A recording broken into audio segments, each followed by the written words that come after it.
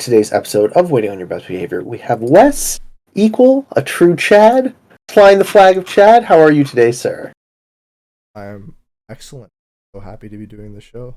I'm happy that you wanted to be doing the show. It is a privilege.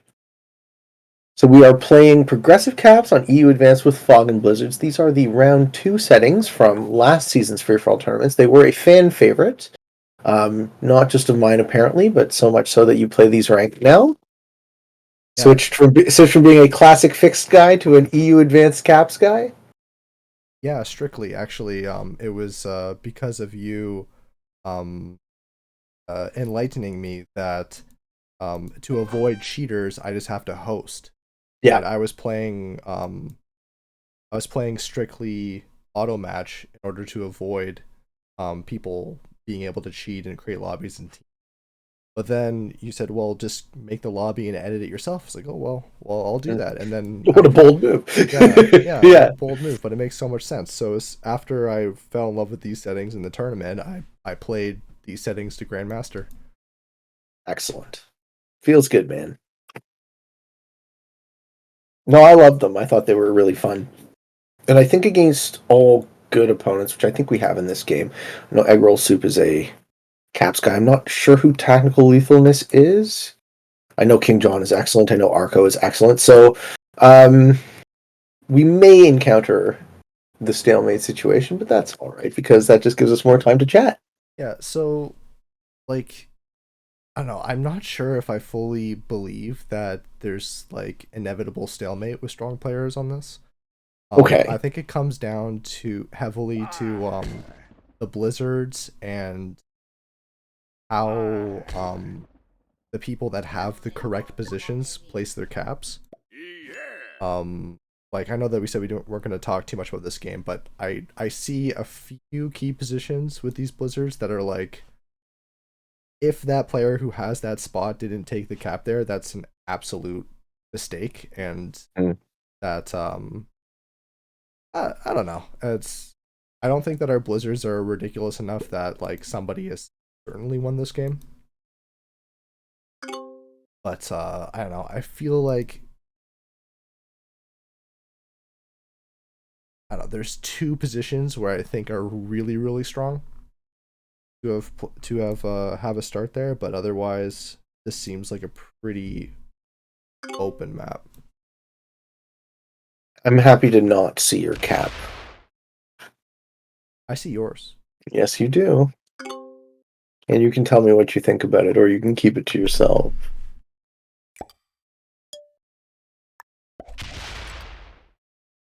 So, if we weren't going to talk about the game, then what was on your mind that you wanted to talk about? Particularly? Yes. Oh, no. There's you wanted to do the show. Why? There's so much to talk about. Oh no. I'm sure there is. An excuse to hang out and play Risk and have a good conversation. Exactly. The presupposition that it's going to be a good conversation. You're paying me a compliment. Whoops. What, are you also in there? Pardon me? I said, are you also in there? Oh, no, I meant whoops to paying you a compliment. No, you're allowed. I actually eat them up.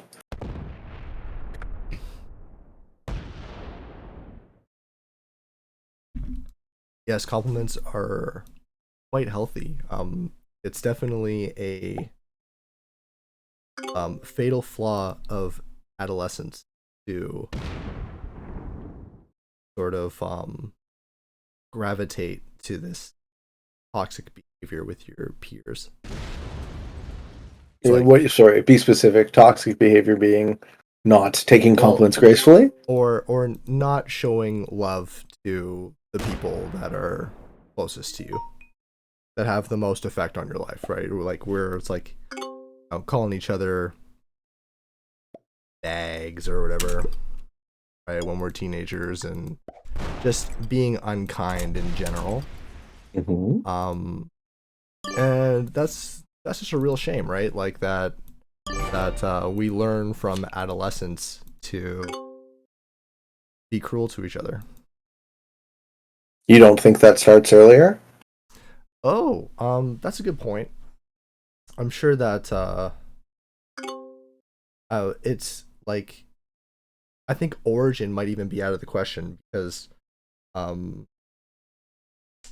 that it's all about contest and testing yourself and your peers, right? Like, you're not really saying this mean thing. You're just like trying to break down the confidence. You're testing them to see if it's real. Well, it's hard for me to empathize with people who are mean. And you can suggest that I might be full of shit if you'd like, but the appeal just never struck me. Like, what do you gain when you cause harm to another? You gain a sense of power, right? Is that the goal? Power? Being mean? I did try and explain it to me. I'm genuinely curious. Oh, to explain being mean. Yeah, what's the upside? I think that you're right that it stems from a certain level of insecurity with oneself. That my turn. Yikes.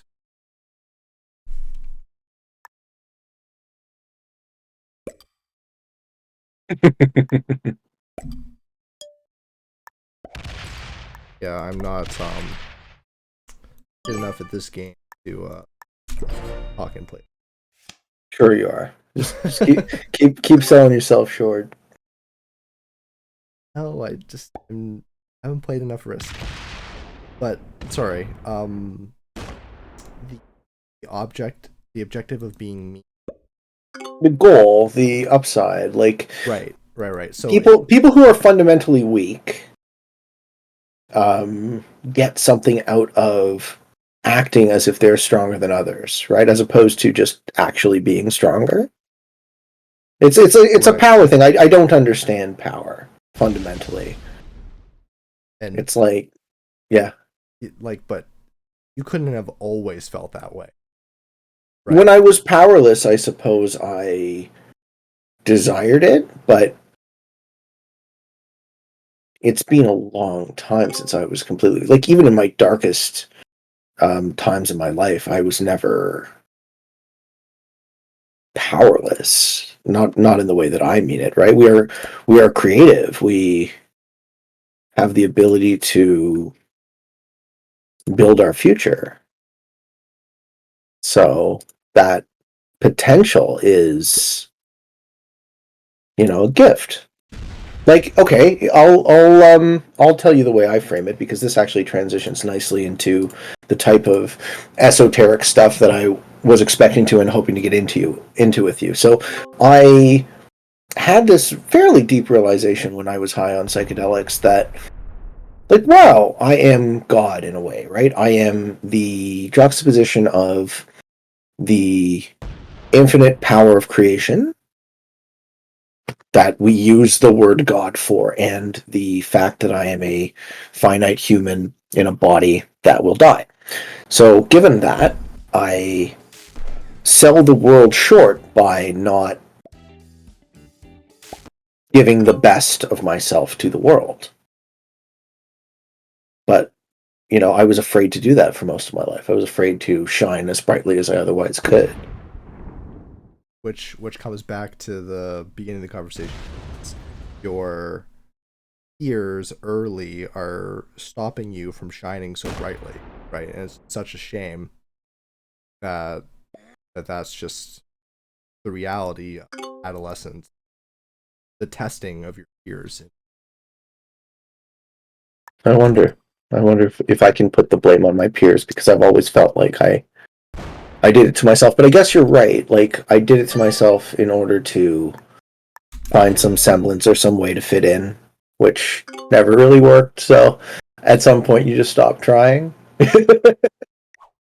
Yeah, right? and you just be your truest self, and if you don't like it, you can go fuck yourself, but I like it. It's amazing that we find this connection with I forget how you put it, but I immediately thought like, oh yeah, that's what my father told me, is that it's called being alert, which is alert being an acronym, a living entity remembering time. Okay. That that you being the thing that channels the I forget exactly how you put it. It was so good, but I don't want to recreate and diminish what you said by recreating it. No, so it's I don't, dude. It's the exact opposite. Like, this is how understanding works. The best way you can possibly have a conversation with someone is to try your best to repeat what they said, Mm-hmm. and if they agree, then understanding has been created. Right. Don't So you suppose? yeah. So as a living entity remembering time, that you Yes. are the fourth dimensional being, the observer, who is channel who is God, in the sense that you are connected to the muse, you're connected to God, and you can channel that energy however you see fit in this reality, right? That's part of being God, is the freedom to do whatever the fuck. Yeah. Right. Yeah. How do you define the word muse here? Oh, that's unfortunately your iteration is come to help me understand it, and also What do you mean? JP Sears, if you know who that is. Okay. That the that creative energy comes from somewhere outside yourself, that it is channeling the muse. Mm. I don't know if it's quite outside of myself for me. It's hard to put. Okay, the way I use the word, the way I understand it is, when I'm writing creatively, it doesn't feel like I am intentionally causing it to occur. So I'm still like, I'm still typing, or the pen is still moving across the paper, but I am not the one who is speaking. The muse is. That's how it manifests to me. And it's surreal to hear what this fucking thing has to say. Because sometimes I read my stuff and I'm like, oh, that's bizarre. Or that's really angry, or that's really sad, or that's really beautiful. And it's something of me, but I didn't make it. What do you think about that? I wonder, when you're channeling and you've got your thing that you're looking at, are you just doing stream of consciousness, or are you like, have you sought out with an idea to begin with, or does the idea sort of create itself? Sometimes both. Like, it's not stream of consciousness. I have a certain type of poetic style. Like, I have a body of, I don't know if you want to use the word poetry or if that's too high-minded, but I have a body of work going back now to like when I was 16 or so more than half my life. And it has a very distinct style. Like, it does sound a little bit like me, right? So it definitely came out of me, but it doesn't feel like I ever made it. That's the best way I can put it. Um, Seems like a weird. It's funny. I never brought this up on the show before, that I like to write poetry, but this just seems like the opportune time to mention it, because we were talking about creativity and the muse and all that. Yeah. If you've got a particular piece, I'd love to see something that you created. Oh my god, I have so much. Like, give me a mood, and I could find. Give me an emotion, and I could find something. Oh, okay, interesting. Yeah. I find that most of the time when I'm creating, it's like a very existential sort of art, right? Like, I struggle to escape that when I'm creating. Existentialism mood? Yeah, I guess it's like, it's not really despair, because like to view Ennui? Ennui? Yeah, Or what was the word Kierkegaard used? And jest, see the right? This thing the that same root as anxiety in Norwegian, or he's Danish. Sorry. so the thing is that I don't hold all of the philosophical energy and understanding in people's names like you do because you're an academic in philosophy, Oh, not right? really. Um, Okay, but okay. Do you know who Kierkegaard is? I know the name Kierkegaard. Kierkegaard is Is he a considered to German be philosopher or the is he French? Danish. I think he's Danish. And Kierkegaard is considered to be sort of like the progenitor of existential philosophy. So you brought up existentialism, so that's why I went to Kierkegaard. Is he before fucking like Sigmund Freud of existentialism?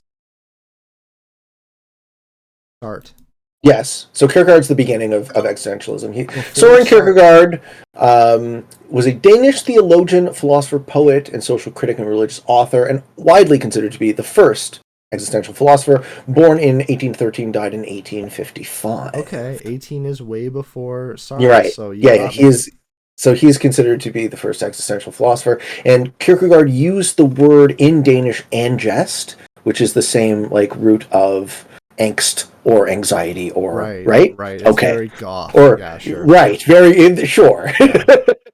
So is that the emotion that you invoke when you say existential? Like, okay, yes and no. Yes, All right. because yes, that's what existentialism is, right? But the mature, um, realized mind that once you go down the existential path, it's like, nothing matters, everything sucks. But then it's like, oh no, nothing matters. My failures don't matter. My potential is infinite, right? Like I don't have to worry about what's negative about it, Okay. right? So like it dips and turns. So just as an example, I've got this sketch that I'm in the process of writing Okay. where it's uh like the thing is that I write in that I've got the I've got the message first and then I build around the message.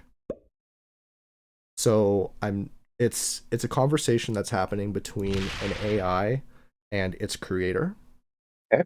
and the AI is very cruel, right? It's not particularly nice to its creator. It's like, oh, fleshling, poor fleshling, right? Okay. Has to die, right? Like it's got this weird sort of cynical sympathy, and the point is that the creator on his deathbed sort of like just as like a final like fuck you to the machine that he's created, um explains why it thinks that way, which is that um I'm going to meet my creator and you have to watch it die, right? That's why I programmed you to not feel sympathy for me dying. Ooh, say it one more time. That um the machine is programmed to be cruel to its flesh Mm-hmm. creator Mm-hmm. because the creator doesn't want the machine to feel the despair of watching its god die, Mm. right? It's like I don't know anything about God, right? Really, right? I can speculate, but I don't know. And the idea is that when I die, I get to like understand that a little bit more completely, whether or not it's because it was all horseshit or I actually get to meet, right? But the machine gets to watch its god die, right? Which would be incredibly traumatic. So you don't program it to feel that experience, right? You program it to feel um disdain and pity and like, but it's this next level sort of pity, like kind of mean, right? So that it doesn't have to feel that empathy. Calling back mean. Interesting. Well, the thing that jumps out to me there is the inevitability, I feel, that we will invent this AI in some capacity, right? Mm-hmm. We are in the process of actively replacing ourselves with whatever we evolve into, which is kind of the story of nature. You know, that's nothing new. Um, but human beings do it in such a uniquely human way, right? We merge with our technology more and more so, right? Yeah. Our technology isn't separate and distinct. It's not natural versus artificial. It's like it's very much what we are. Yeah. And it's incredible to think that there's people that resist it to the point where it's but it's also not incredible, right? It's like part of the evolution is to resist it, and if that resistance is what prevails, then fine, but like not going to go almost certainly. Well, it depends on what you mean by resist. Like we are still limited by our bodies, but that may not be the case forever, right? Do you know about Altered Carbon? The Yeah, yeah, absolutely. Yeah, did you watch it? Yeah, I enjoyed the show. Did you watch the second season? No, so I didn't catch me. I didn't watch the second season. Yeah, it like I tried, but the second season didn't catch me. Oh, So I actually didn't even try. yeah. It might be because I'm a racist, but that's just Why? Because the protagonist changed race. yeah, that's Yeah. No, I that's the did joke. notice that. I did notice that, and he's not that beautiful man, whoever that guy was that played the protagonist in the first season, right? It's just Yeah, like one of the most attractive, perfect looking men you've ever seen in your life, yeah, right? he's a Yeah. very paragon of. I did get that joke. That was a good joke. Okay, thank you. uh, He's going for the risque material, ladies and gentlemen. I would expect nothing less from you, though. well, risque is a lot of fun, and Yeah. like part of the reason why we're here in this like one second trying to figure out how to place my troops. Don't fuck it up. Very important game of Risk we're playing. Yes. I wouldn't want to get eliminated. But Oh, that'd be so annoying if you just had to sit and watch a dead game. yeah. Dead Cats game that you weren't in. Oh yeah. Oh, so I've got a way to formulate my point. Is Excellent. George Carlin? Yes, I do. Very much. George Carlin believed that the role of the comedian is to find the line and cross it intentionally. And that's like the modern day philosopher, right? If you're not kicking up dirt, like what do you actually do? Right? Like, Yeah, it's a great way to put it. mm-hmm. Yeah. Well, look, I imagine what he would have to say today. I often find myself thinking that, like, wow, if I was George Carlin, I would just be able to make the thoughts that I have about my disdain for whatever I'm noticing cohere in a punchy and brilliant way that I just can't do because I'm not that smart. And also he has like 3 decades of punchy brilliance to to lean on, right? That like it'd be so hard to cancel George Carlin because like it would almost be It's his whole fucking point. It's proving him right. Right. Yeah. Yeah. Absolutely. That like cancel culture can't fight George Carlin, right? And let's not get ahead of ourselves. Cancel culture can fight all. That's what it's for. Oh man. Right? That's what it's for.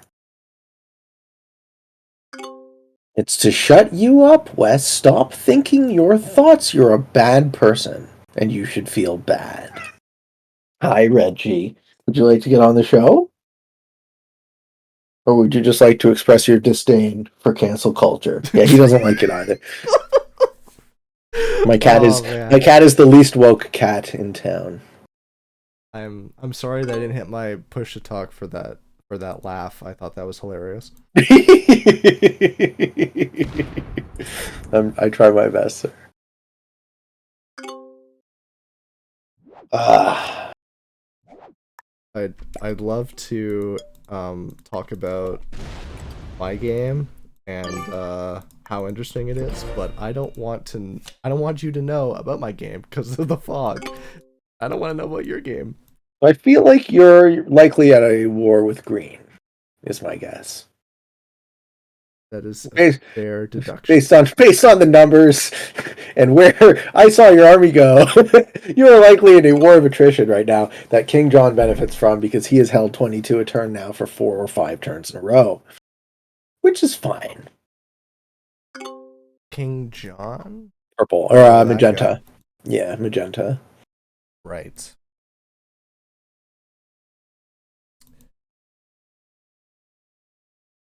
I mean, we're just having a fun game of Risk, right? Mm-hmm. So I was a hair's breadth away from doing some stand up right before the pandemic struck. Mm-hmm. I was like getting my bearings and like writing material and like I would love to um at least try it. Maybe I suck, right? But of course I'm going to suck because it's the first time you try anything. You're going to suck. Okay, but go on. I'm sure that there's more of a point there, right?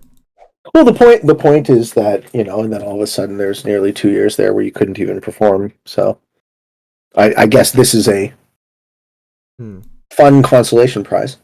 I yeah, I think that you should do it. Oh, I will. I Yeah, intend on. I know that I'm going to do it as well. Oh, neat. Do you have material? Like, yes and no. Like I said, when I write, it starts with the message and then backwards. Um, I a lot of my material involves cannibalism. I think cannibalism is hilarious. Well, you think cannibalism is hilarious? Why? Just okay. So it's because the uh I guess it hinges on the absurd that it's so wild to think and say it that it is comedy, right? That it's like so outside the realm of regular thought that it's funny. Okay. I mean, it is one of those perfect human taboos, right? There's very few human universals, but the contravention against eating other people has to be one of them. Right. What is it? Cannibalism, incest, and Asymmetry.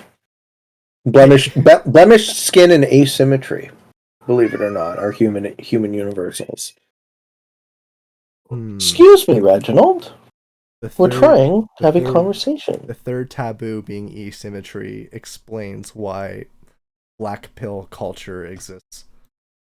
You want to talk about incels? Not Can't I get not can't I get particularly. banned from YouTube? um I don't know. I as I decide that I'm going to do something with my existence, I that is on my radar, the epidemic of young men that with don't know what to do with themselves, Right. because I was that person for Yeah. As 20 as was years. I. Absolutely. Yeah. As was I. I can empathize with the type of psychology that goes into a person who says, "I am so miserable. There is so little hope in my life that I would be willing to, murder a crowd of people to show How that much I nothing don't that care. yeah that nothing matters." Yeah. Right. So That's yeah. which is it's wretched, right? I feel like my high school philosophy teacher gave me an A because he didn't want me to shoot class. Huh. Right? Just like, oh shit, better give this kid an A. Well, that's a scary fucking thought, huh? What Yeah, on earth are we going to do with all of these useless young men? Because that's something I'd love to talk to you about, right? better have a The war. well, convenient, huh? There's always a new meat grinder to throw them into. Yep. Yeah. No, it's something that I am actually fairly passionate about, and I'm happy to bring up briefly on my show, is that our culture currently seems to lack a healthy identity for masculinity. And that's pretty fucking scary, considering 50% of your people are being, for lack of a better word, disenfranchised by that culture. Yeah. But what do I know? I'm just one voice. So like that actually circles back to the incel sort of community, right? Like that's kind of why like the whole video game culture exists and thrives, is because there's so many people that have no outlet for this energy. You know, it's too bad that all we have to satisfy them is a time waster, a time filler, right? For them to waste their potential and get totally addicted and die, right? But like, I don't know, I guess that's better than just killing them.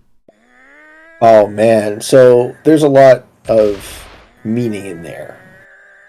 Um,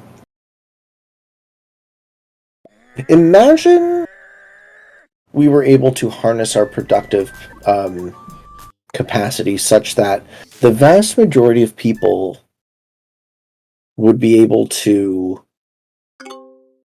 spend the vast majority of their time in leisure. Okay? That would be a utopia almost, yes? I think that's the definition of utopia. Okay.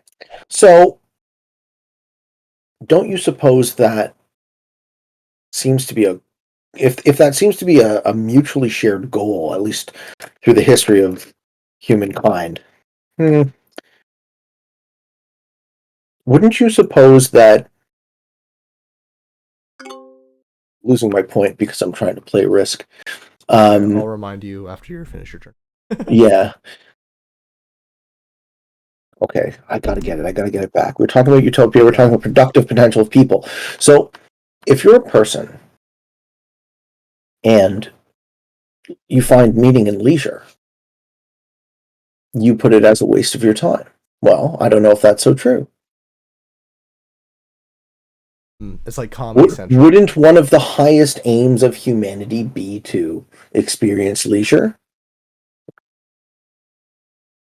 Yes, except utopia implies that it's for everyone. That like it comes at the cost of other people's ability to have time and leisure, right? That we can't fully enjoy have our we can't have that leisure because we're stuck, right? We're stuck having to care about what's this is Yeah, it's fine. But we're close, right? We're close to reaching a place where that may not be true. We're close to reaching a place where the productive capacity of an individual worker or an individual young man, as an example, is effectively zero, right? We are obsoleting our muscle power as a meaningful. Ooh, okay. He's going for a little walk, huh? Let's see it.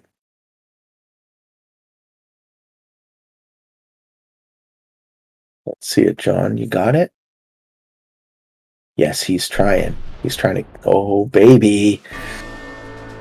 damn. I think I might have been able to get that. Oh no, actually no. That's something.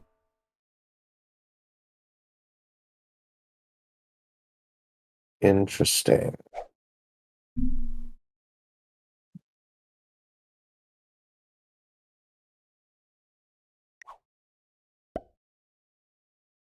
Yeah, so to finish the thought, I see a very significant dystopia coming.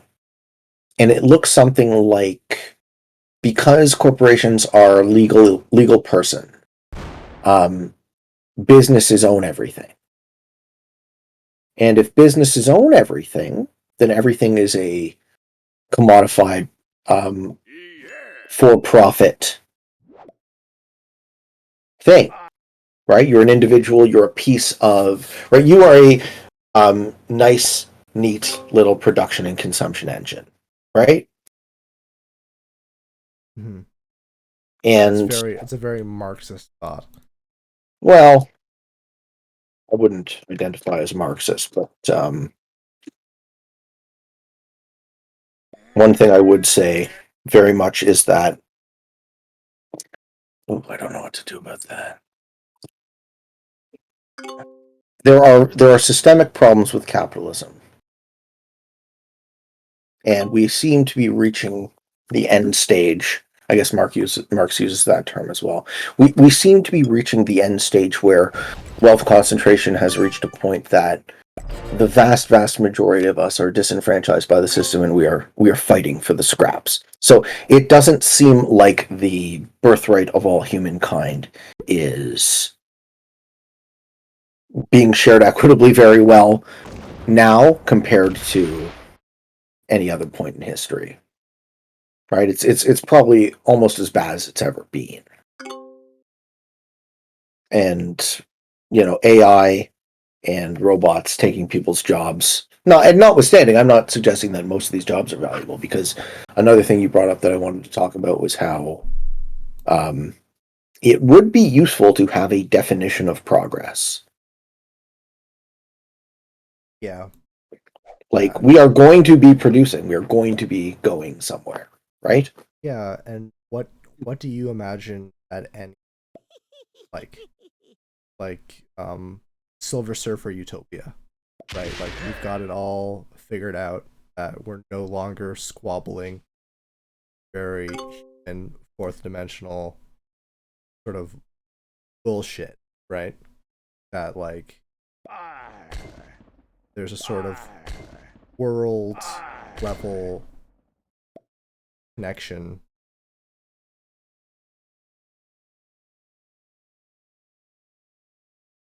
So what I think we see happen, my hope, the thing that ultimately gets me up in the morning and gives me any sense of purpose, is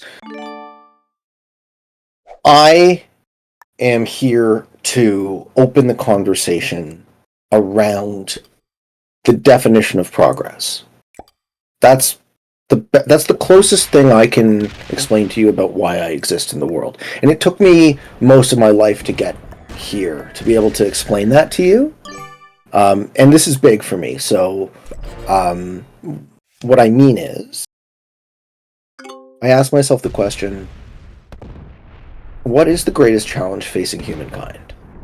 And a lot of people would look at it as like, well, wealth inequality or climate change or something, right?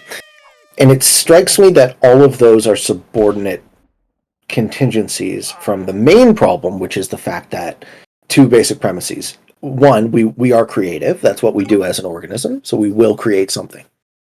And two, that creation is currently aimless.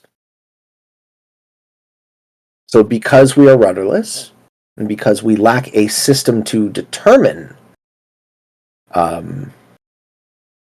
where we are going,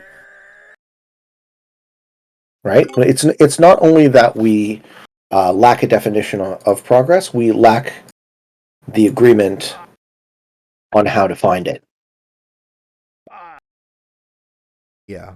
So the place I see myself fitting into that equation is, I would like to be able to bring people together to a place where they could have an honest conversation about what that structure would look like. Right? Systems redesign basically is vastly overdue. Right? There's some really bad systems, like the dice not toggling back to blitz, or Yeah. or the camera animations being defaulted on. Yeah. So I've two main sparks of thought that come Give it to me. from that. Give it to me, buddy. So the first one is that the goal, right? That once we have united what the goal is one thing, and then the other one I forget. So what the goal to me is sort of futile because it's already occurring naturally. What is to to traverse the cosmos and create light, right? Like to help along the creation of stars and systems that house intelligent life wherever we go, right? Star Trek kind of shit, Okay. right? And I forget what the other point. Um, fuck yeah, like you start focusing on risk and No, I know it's too much, man. It's too much. We're really asking a lot of our cognitive abilities, but that's actually part of the fun of the show for me. You have to admit, right? It's part of the fun of the show. Like Absolutely. it might not be a great spectator sport sometimes. I'm sure we might lose a large portion of the audience on again, off again, but that last little bit there was big for me, so I was happy to be able to share it with people. It's like my definition, the way I would answer the problem, how, like, what is the greatest challenge facing humanity is we lack agreement on the definition of progress, and we lack a system to find that agreement. That's it. The system to find the agreement. Yeah. Is the realization that our egos are only for the essential separation of individuals to experience fragmented reality as a collective entity. Oh, you know, you know where I first heard that idea? Where? Babylon 5. Do you know the show? No, I don't. So Babylon 5 was you're slightly younger than me, right? That must be why.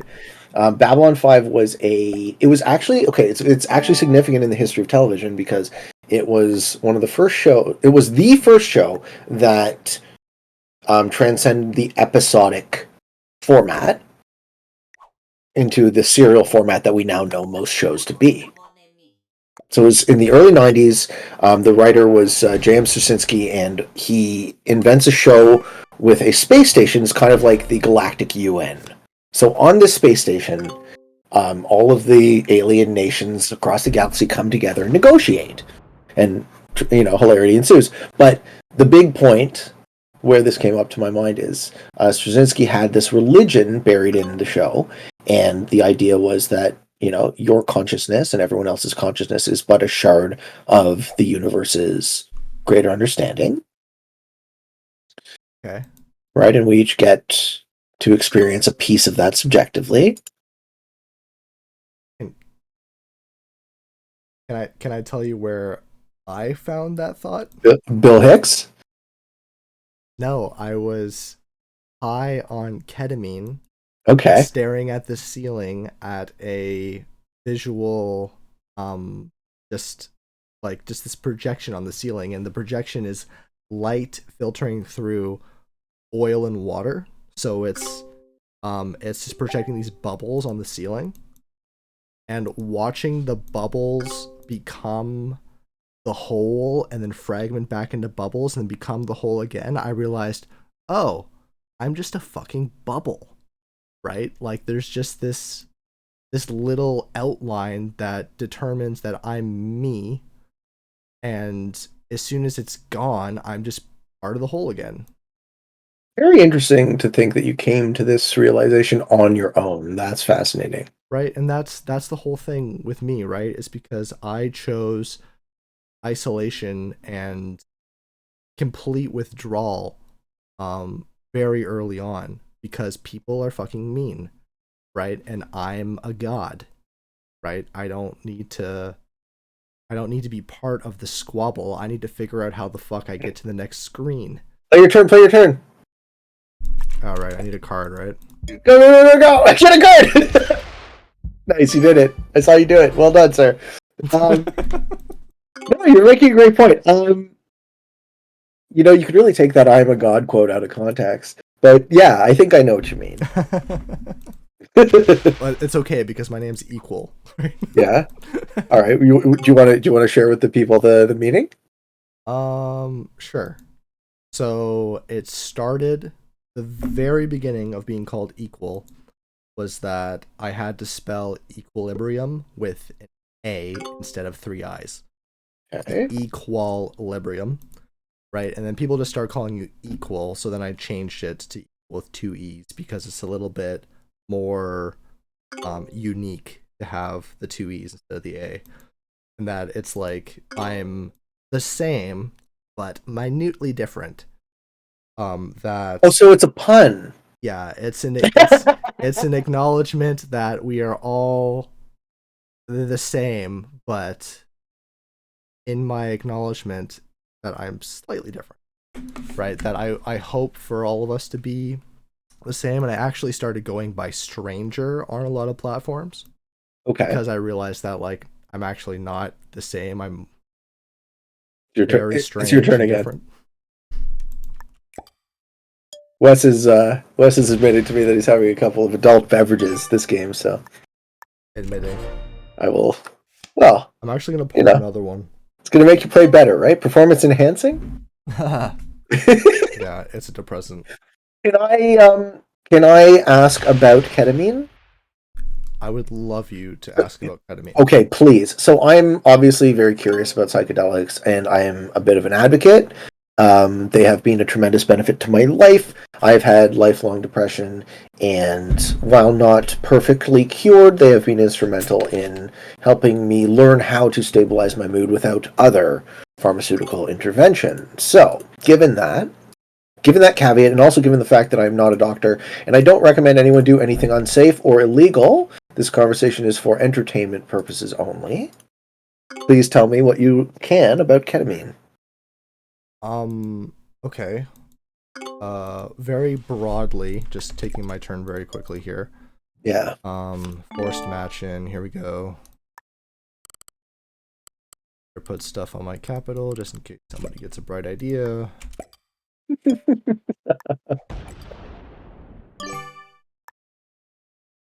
Okay, so ketamine. All psychedelics are tools to achieve the same sort of state of consciousness where you can experience magic and reinvent yourself, right? In some capacity where you no longer fully believe the things that you believe you're able you're like your mind becomes plastic, right? Is that fair to say? Yes. Yeah, that's a great way of putting it. Okay, so ketamine is the most useful and my personal favorite psychedelic because I can walk you through the psychedelic experience like we're walking into a pool together, right? And we can take, like, there's a staircase into the pool, and we can take every step where your feet are kind of wet, like where your feet first touch the water, and then you put your feet under the water, and then we get you under the water to your knee, we get your under the water to your waist. And You we have sort of, precise control yeah, of the entry to the yes, trip. exactly. And Cool. we can sort of wade in this shallow end, but as soon as you decide that you want to go to the deep end, I can't guide you anymore. Right, Right? because you're gone. Yeah, your experience is now your Yeah, own. Right? sure. Yeah. So Okay. I can lead you all the way there, but you have to have the courage to go in the deep end and experience whatever form of realization of this reality that is destined for you. I am no longer part of your experience.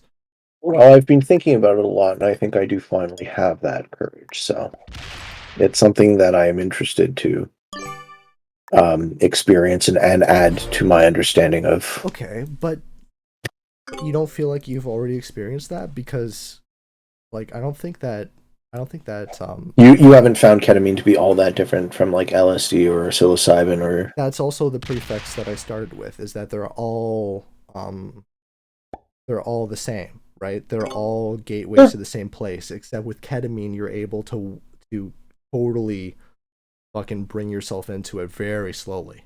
Yeah, and gently. Well, I'm I'm confident that I don't need too much gentle, but you know. Yeah, and that's also like a painful realization, at least for me it was that revisiting that plane didn't give me like a deeper plane to experience, right? Like for me psychedelic use is entirely was entirely about um the the solar body experience, right? To go from this reality to the next, right? To commit suicide, quote unquote, Mm-hmm. and to transfer into the next reality willingly and consciously. Yeah, so maybe and this actually speaks to something I've noticed about us that is quite different, is that maybe I'm a lot more grounded in reality than you. Yes. Because I have only glimpsed what you're talking about very, very briefly. Yeah, grounding is what I struggle with Yeah. my waking life and my fourth dimension, is that being grounded is something that I've struggled with and that I have gotten way better at after someone showing me that being grounded is something that I'm lacking and that something that I need, right? And then practicing and then becoming more grounded.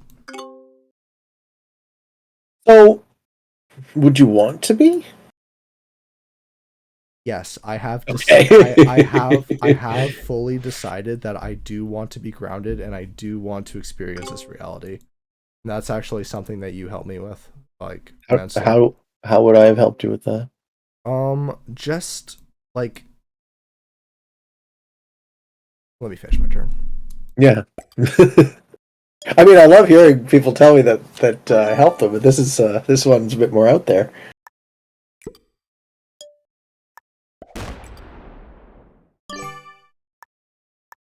Okay, so the big thing that you helped me with was um the TLDR is shit or get off the pot. But I'll go into it deeper. Sure. Is that you showing me the Jordan Peterson stuff and being able to really, I guess not rationalize, but to see myself so clearly in one moment, right? To understand how people view me as a fourth dimensional being really helped. That it also comes to like the first time that we met each other and I was like, are you fucking real? Right? Like, This is a great story. are We gotta tell the audience about this. yeah, totally. Why don't I tell it from my perspective Sure, of first? course. Okay, so Wes reaches out to me first on Discord. Yes? Well, I trolled you for a while, right? On YouTube. Or whatever, just to make sure that I was interesting enough.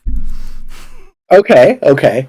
No, but he reached out to me on Discord and he was like, "Yo, are you a authentic person? Are you like who is this who is the actual person making this video? Because something about my video was compelling enough for you to ask that question, which Mhm. at that point I hadn't really even glimpsed earnestly any sort of success. So you approaching it like, I think you actually said like, "Wow, Pete, I'm glad I got to know you before you became successful," or however you put it, right? Was a really fascinating way because you might not be the last person to put it that way, but you're one of the earliest. So and then he was, I don't know how it came up, but then I was just like, why don't we just hang out? So I got you to come over and I made you dinner Which and we was had a very, awesome. very interesting conversation. Yep. Um, Yeah, and now we're friends. And how easy is it to make friends as an adult, right? Not the easiest thing. So it's right. nice. And my major question for you was of authenticity, Sure. right? It's like hmm, does this guy know what he's doing, Yeah, right? I think Like, so. yeah, Most of the but time. yeah, but like your like I thought that it could be like almost sinister, Yeah, right? of course. That Absolutely. yeah, that it's like you I guess you just hit your niche so well and your character is so well built to hit that niche that I was like, there's no way this guy's doing it by accident. It's too perfect. No, it's 100% accidental. Like, it's the happiest accident in the world, don't get me wrong, but like, Hilarious. any sinister, I'll put it to you this way, any sinister motives I may have, any sort of, so I don't think of selfishness necessarily. Selfishness doesn't connote negatively, to my understanding. Like, if you're selfish and I'm selfish and the third person is selfish, then we actually can create a very reasonable system of trust where everyone's needs are met and everyone can behave consistently, right? The problem with sinister motives is when people are malevolent and are there to take but not give. So I'm very happy to give, and I think, that's why when you say to me something like, "You've helped me a lot, Pete," like, I hear these words daily now. Like, someone comments on my YouTube, "You've helped me get better at the game," and it's heartwarming. It makes my day every time, and it's extremely motivating. It helps me keep going and doing this work for people. And it's like, it's win-win, and win-win is beautiful. Win-win is the goal. I get something, you get something. How could you find sinister in that? It's the most beautiful, perfect thing you could hope for, right? Yeah. But win-win is enough for me, I guess. It no longer matters what your end game is. You've helped people on. I mean, I legitimately didn't have one. I'm starting to crystallize more now what my end game could be, and I think it has a lot to do with what I was touching on earlier. The idea that if I have any weight to my voice at all, the place I would like to play in this world of conversation and media and philosophy would be to try and get the ball rolling. People more intelligent and more powerful than I, right? To not even try and solve the problem, just open up the conversation around solving the problem, right? Let's start there. Let's get our cynicism over with, right? This fatalistic notion that the world is rudderless and it will remain rudderless, because then it's just bullshit bumping into each other, and then we're all shitting on golden toilets till we die, which is fine, I guess, right? It's still better than every other animal, but it doesn't really speak to the kind of infinite spirits that I think humankind has the potential to access if we tried and cared to, right? Yeah, absolutely. That the big thing that stood out to me is that, like, we can't all shit on the golden toilet, right? Like, Because then it becomes less golden, right? If it's if it's mundane. Not even that it becomes less golden. It's that we literally can't, right? We don't have the capacity to have everyone live in utopia. That until we develop the AI, that until we develop the perfect slave, we don't all get to shit on the golden toilet.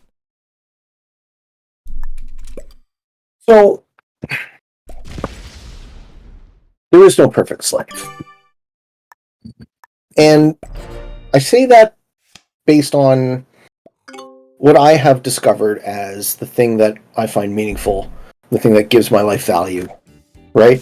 The thing that I derive my happiness from is the incremental progression towards my goals, not ever achieving the goals themselves. And I said that really quickly, so I will say it again, but slower, because this was another big realization.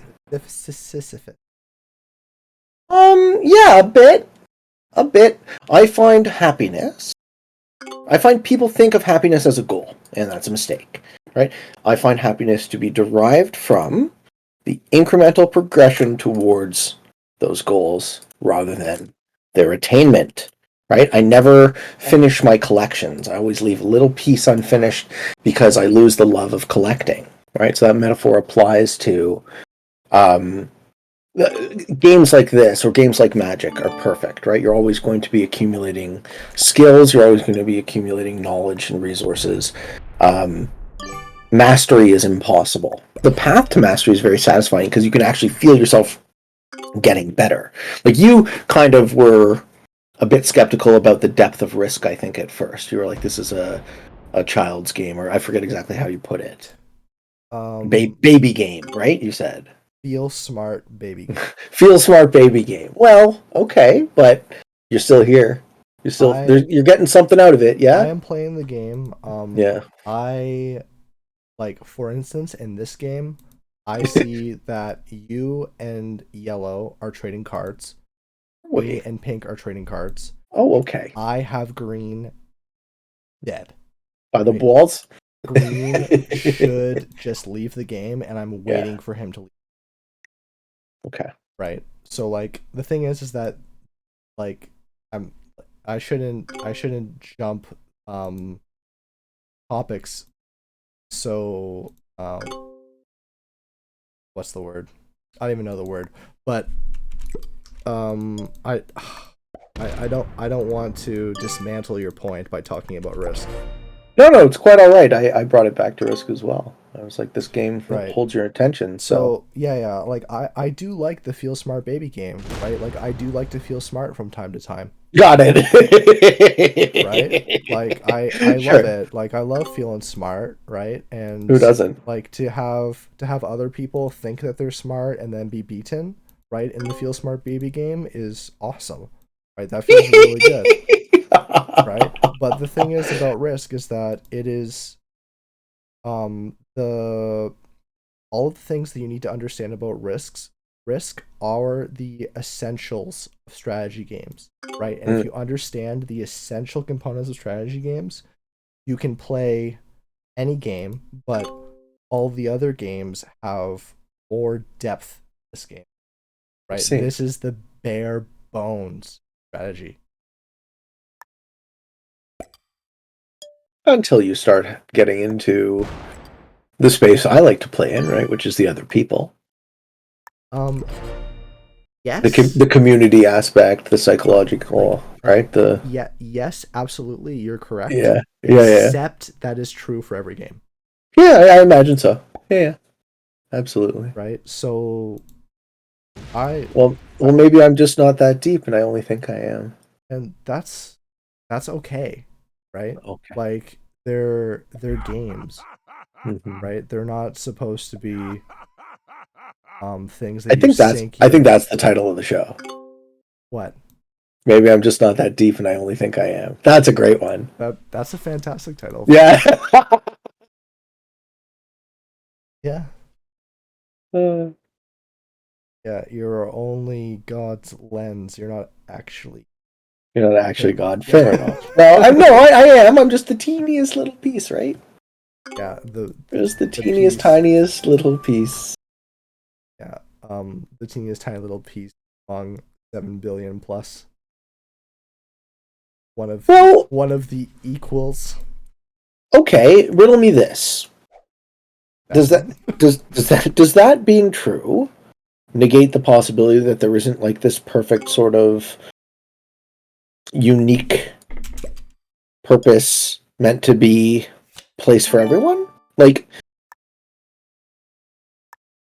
maybe I found it, but that doesn't mean that it's not accessible for everyone else. Hmm. I think everyone is uniquely suited for something. I believe that. Now, is that a fantasy?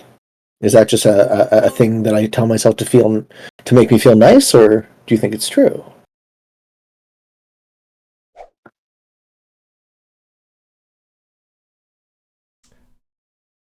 From what I understand, fourth dimensional reality, that is absolutely true, and Okay, great.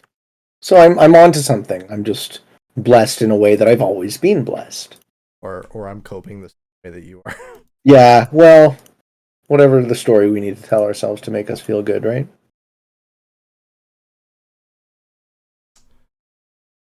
Like I don't. So I use the word blessing intentionally, you know, Okay. and I think the conversation has gravitated to preferring the word privilege, and I think we're talking about the exact same thing.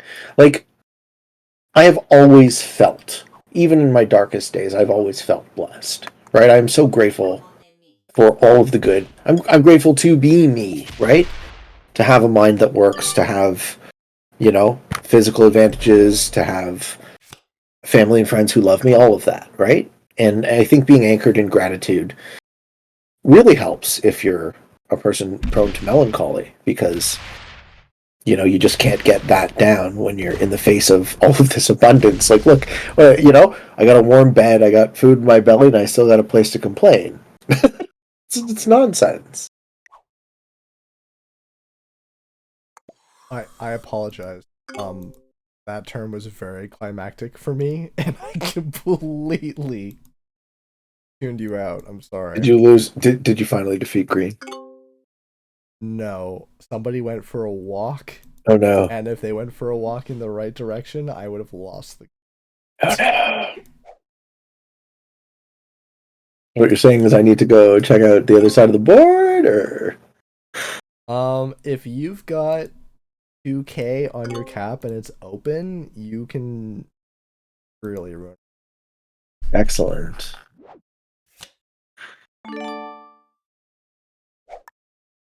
Maybe I'll just stay where I am then. The guest has to win on his own show. That's no fun. No fun to think that I'm. Oh, John is interested to know how this game can end. I will tell him that there are only two ways these games end. Okay, so I win this game when Green leaves.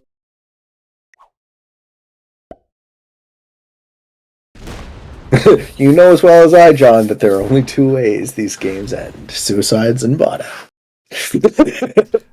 Do you have? Is that like a Discord? Somebody's communicating with you, or are you streaming? He's in the Grandmasters. He's in the Pete community thread there.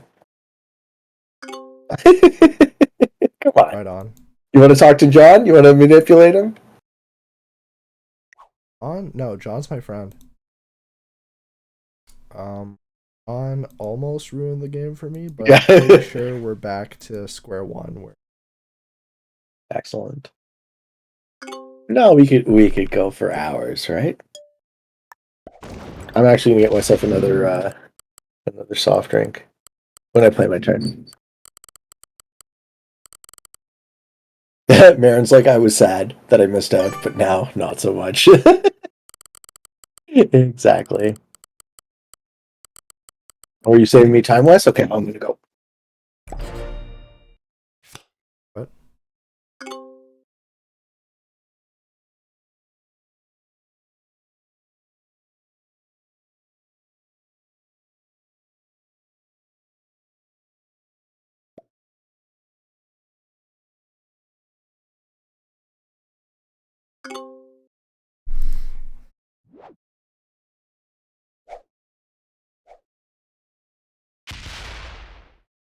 So plug the show we watched before. Oh, Midnight Gospel. Okay. Yeah. Who did you recognized the host? Duncan Trussell. Yeah, I don't know who. Duncan Trussell is so I recognize him from his podcast I used to listen to. He's a big proponent of psychedelics. He's a comedian. He was the booking guy for the Comedy Store in LA for a while. So he's kind of like in the whole comedian crew. I've never actually really experienced his stand-up. My buddy went. I don't know if he's like a top tier comedian. I'm sure he's a funny guy. I enjoy his show. It was like a nice mix of talking about psychs and just making you laugh. Yeah, so Midnight Gospel is a show on Netflix that I had no idea about. It's very psychedelic. Have we lost the guest?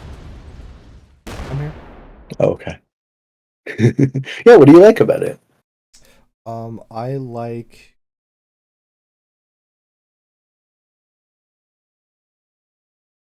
I like hearing my own discoveries out of other people's mouths.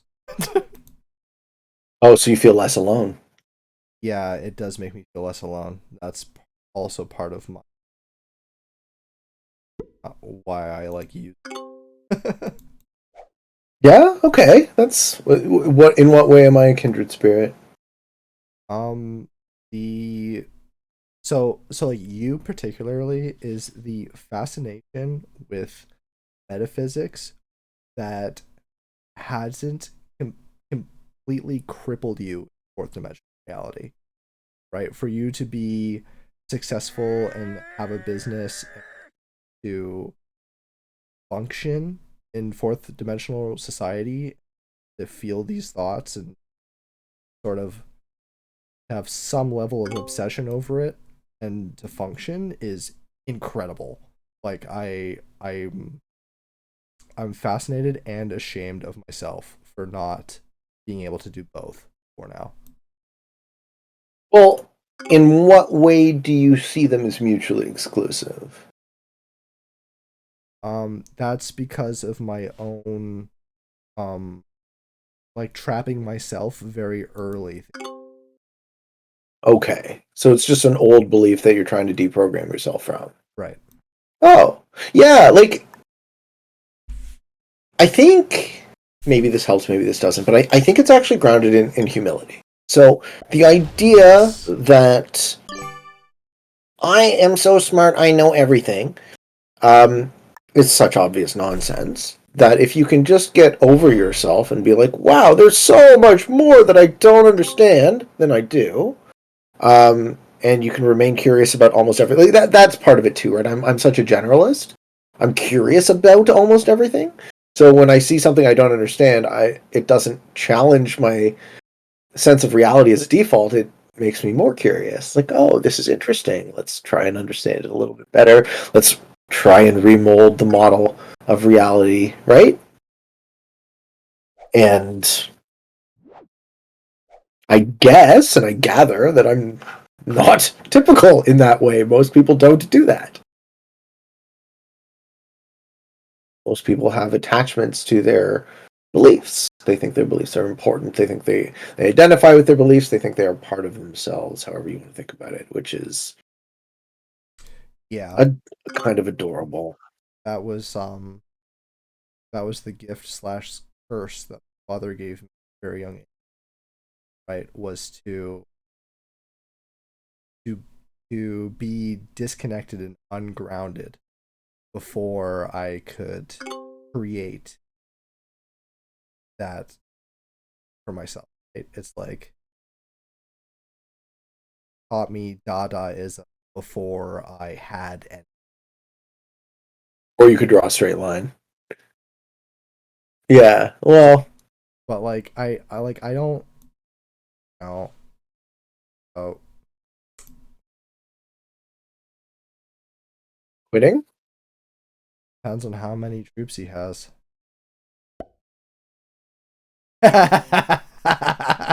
Sounds like you're happy with the outcome He there. put a 69 stack on the border. Excellent. This fucking comedian. you, Oh man, that's hilarious. you know, the opposite isn't any better. So I had this upbringing where my folks were extremely skeptical and extremely freedom loving, and it was great, don't get me wrong. But at some point I craved structure and I was like, wow, just tell me what to do. Please don't leave it all up to me the whole time. And and don't get like I don't regret it. I'm very happy to have found my own path in the world, but it's fucking hard reinventing everything every step of the way. Having to derive the logic of everything and go, okay, how does this predatory system work? How do these scumbags destroy my business, right? Mm, Again and again and again and again. right. You Until the ones that finally did. I love that you sort of like um you're like, "Oh, this is like this is my experience and it's different." Actually, no, I resonate with that. That makes a lot that's what I'm talking about. Totally. But then to also bring in the fact that there are malevolent scumbags that wasn't taught to me, right? It's like At all? not no, right? Like for some reason, like I completely surrendered in the isolation because like fuck, like I didn't understand that they were everywhere, not just in my face. Right? That it wasn't a it's not me, right? Like scumbags are tearing down everybody, right? Like I would have benefited from knowing that Jordan Peterson put it really well, that it doesn't matter how smart and powerful and creative and brilliant you are, that there will be two people half your strength that team up to tear you down. Mm-hmm. Right? So being kind is the apex. And honest. I've always been honest. Lucky you. Yeah. I've been honest to a fault, and I learned in my teenage years when I got in trouble with the police to not be honest. Oh yeah. No, I'm fuck I'm the police. I Don't I talk. No, ideally, you don't talk to them at all. well, like the but so disclaimer, the reason why you don't is because it's their job Mm-hmm. to incriminate you. Yep. Right? It doesn't matter you if you drove the stolen car to return it. All they hear is you drove the stolen car, theft over 5,000. Mm-hmm. Right? So don't tell the police the truth under any Or circumstances. just don't tell them anything. No, they are there to incriminate you. Yeah. If you're in a circumstance where you're talking to police, things have already probably gone wrong. Even if it's where you were trying to make them right? Like if Batman was talking to the police, he'd go to jail for life. Right? Oh yeah. Like don't tell the police anything.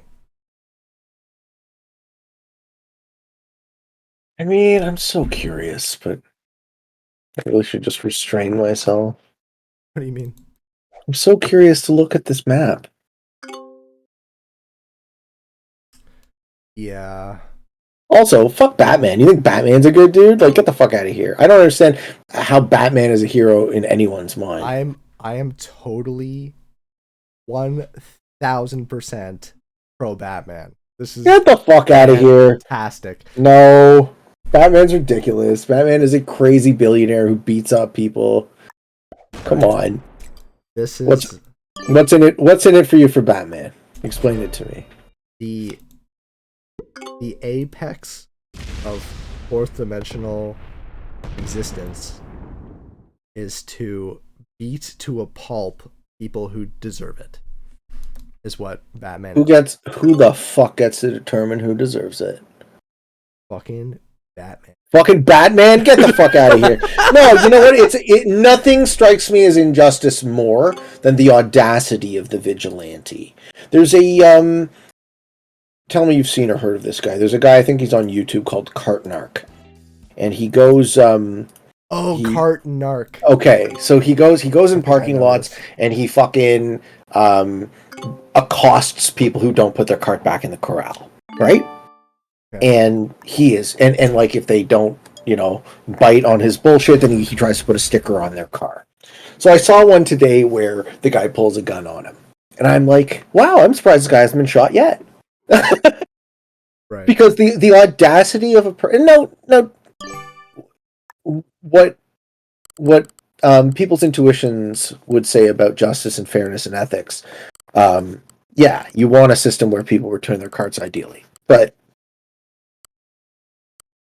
I don't think the alternative is any better. I think it's much worse, actually. I think the vigilante in that regard is much worse. I think the audacity of a person to say,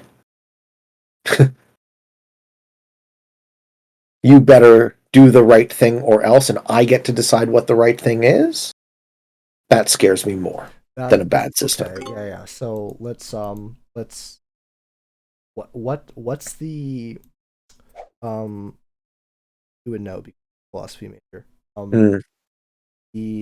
The code of ethics where things only make sense when they're at extremes. Is that Kantian? Well, Kantian is just logic derived. Okay, right, and your logic only works when it's at the extreme. Yeah, logic is either it's binary. Logic is either Right. Logic is binary, right? So right or wrong. yeah, so because I believe in the Batman vigilante, I also believe the idea of the God King, right? The righteous person who should have dominion over all of existence, right? Like that, the idea that a king is chosen by God, if they were chosen by God, that their rule would be righteous and that they would be doing the right thing, whatever. Okay.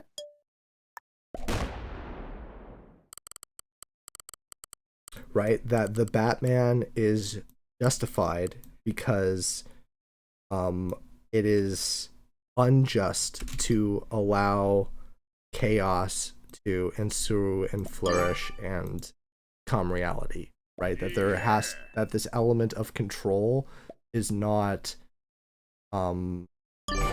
infringing on freedom of people who are just.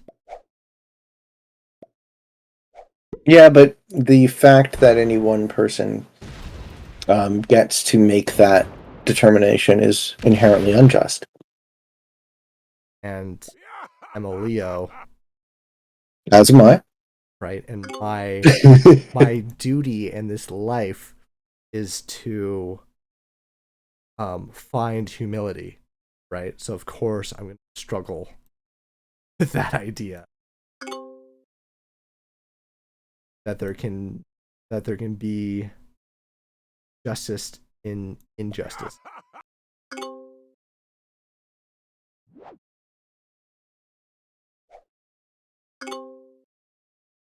How many is There can't. turn? But there can't be justice in injustice, right? But doesn't that dispel your argument? What do you mean? That like the whole idea is that hold on, let me all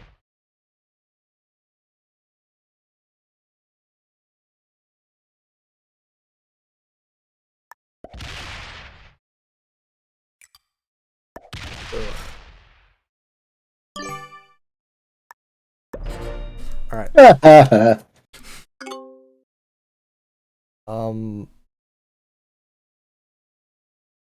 So aside from me trying to prove my point, continue the argument, Mhm. that it is only in paradox that we find truth in the universe, fourth dimensional. Not Right? paradox, only in in its opposite. Is that what you meant by paradox? Okay. It's Oh, the all right. Hegelian Interesting. the Hegelian dialectic, right? You only understand good by understanding bad. You only understand pleasure by understanding pain. Yeah, that's a very interesting way to put it because I've always understood it as once you found paradox, you found universe. Well, paradox is kind of like universal falsity, not truth, right? Defeated? Yeah, they card block me. What? Yeah, they card block me. Dude. Yep. I don't know why that Arco thought that would have benefited him though. Okay, so Because now he fucking eats dick too. Actually, it's an interesting course of events. I don't want to say too much, Wes. Let's see how this cookie crumbles. I'm not sure how much longer we need for the cookie.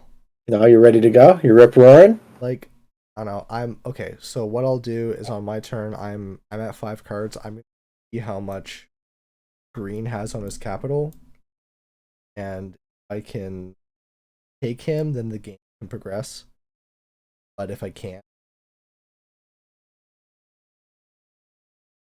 Um, I am going to give you, at this point in the game, a 90% chance for victory.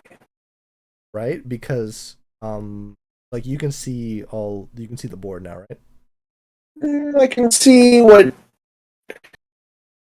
two players have essentially. Okay. I've Well, seen King John's turn. I've seen Arco's turn. nobody gains information from talking to you. Well, no, I don't think anyone's listening. Okay, so Okay, now I see. Okay, so now I see Green's turn. I capped But off. I don't want to tell you. I don't want to tell you what's on this cap. Tell me. I don't want to tell you. I kind of want to tell you. Definitely don't. Right? Okay. That Are you, wouldn't are be you fair. just gonna play it straight? Let's see, buddy. Do your thing. I don't know, man. If I'm allowed to continue the game as is, what I do is this. We're testing his skills, ladies and gentlemen.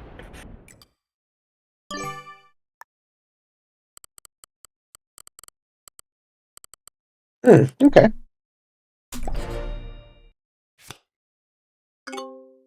Right. Well, then I guess the game continues. Yeah. So like I haven't been calculating how much green has. Mhm. Right. But I know that the card values get to a point where I'm like, okay, now this is fine. Right. But also I know that at a point green decides, okay, I don't win this game, and the bot comes off of his cap and I go in and take right. That's Which is what you've been waiting for. Yeah, that's what I've been waiting for, right? Mm-hmm. It's like I have no incentive to fight green. I've already beaten. Okay. Yeah. Now I just have to very calmly take more territory away from pink and yellow to where they're focused on each other, and I slowly win this. Right? I capped off in Egypt at the beginning with noticing that that Madrid plus that last piece of Cadiz. Sardinia. Yeah. Yeah, that's my only cap off for that corner was Egypt. Right. Yeah, and you control that whole backside. Right. I don't fully control it because of this center issue. Yeah. But the only person that I think yellow knows where my cap is, but pink, nobody knows how much is on my cap because pink went for a walk and saw my block on green. He didn't see how much it was on my cap. He went the other way. Cool. Yeah. So now I just drive very slowly. Don't have any incentive to fight. I actually haven't been paying attention to what yellow's getting every turn. So like, yeah, I am winning this game. Amazing. Right? It's not. Oh my god. No. Oh my god. No. Oh no. Oh no. Oh no. Oh no. Fuck. I am not recording. What? Fuck. Okay, so I am recording. Good. You have this. Yeah, I have it. Thank fucking God. Oh my god. So I stopped recording when you fucking didn't ready up, and I guess I didn't successfully hit record again. So yay! I would be furious if we lost this. Wow. Oh, thank God, man. Okay, good. Thank God. That, Thank me. yes, thank you. Wow. I am a stupid idiot. Okay. Okay, it's only because I was a stupid idiot first. The episode is saved. No, we're both stupid idiots, but like, thankfully you thought to do so, and I am very grateful. Wow, that was a scary fucking. All right. Well, good. it's my face the whole time instead of yours, so That's fine. That's fine. That well, it'll be the first one where we get the guest and not the host. Actually, that would have been kind of fun too if we should have done the double face cam. But you know what? Next time. You saved the day, buddy. Now I want to see you win this game. I am the fucking Batman. I saved yeah, the day. Absolutely. Right. Yes, it is unjust for me to do so, but somebody had to fucking do it. We had to fucking do it. Yeah. Rub it in. Hilarious. Yeah. Can't believe you were recording. Yeah, neither the fucking I. Holy shit. Oh, It's man. fucking rough. That is rough. I really hope that my the testing for my own voice and stuff, like your voice is gonna come through 100%, no Okay. questions asked. Like I was making sure that my voice would come through, and like, I'm like sweating right now. That's oh no, no, how no. upsetting that was. It was just like, oh god, no! You mean to tell me I just worked? No, you know what I did? I looked at the time. And I was like, how long have we been recording now? Like, wait a minute. We've been having such a good conversation. I No, know. Fuck, man. hilarious. Oh man. So we're in a. This is the three-player end game Yes. because green is not in it anymore. Okay. Right? Like I have inevitability on. It just comes to the point where like I think that when the bonus is at like whatever my stack is that's blocking him is when I go and see what he's got. Oh, he's offline. Yeah. This is There where you I go. go. This is your chance to take him. Yeah. Cool. Excellent. But the bot didn't What? move. The bot didn't move off in time. It was about to. It just It ran was the clock about out. to. Okay, so just Yeah. wait. Exactly.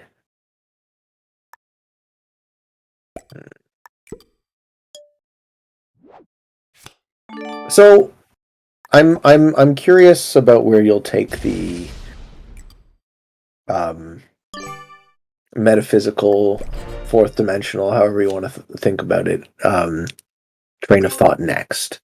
Like, what does being ungrounded in reality in the way that you are look like? How would you describe this to people who might have a hard time understanding it? Um, that's an excellent question. Thank you. Um, the first goal that I had was to recreate the universe under itself. What does that mean? It means escape death on my own terms cost.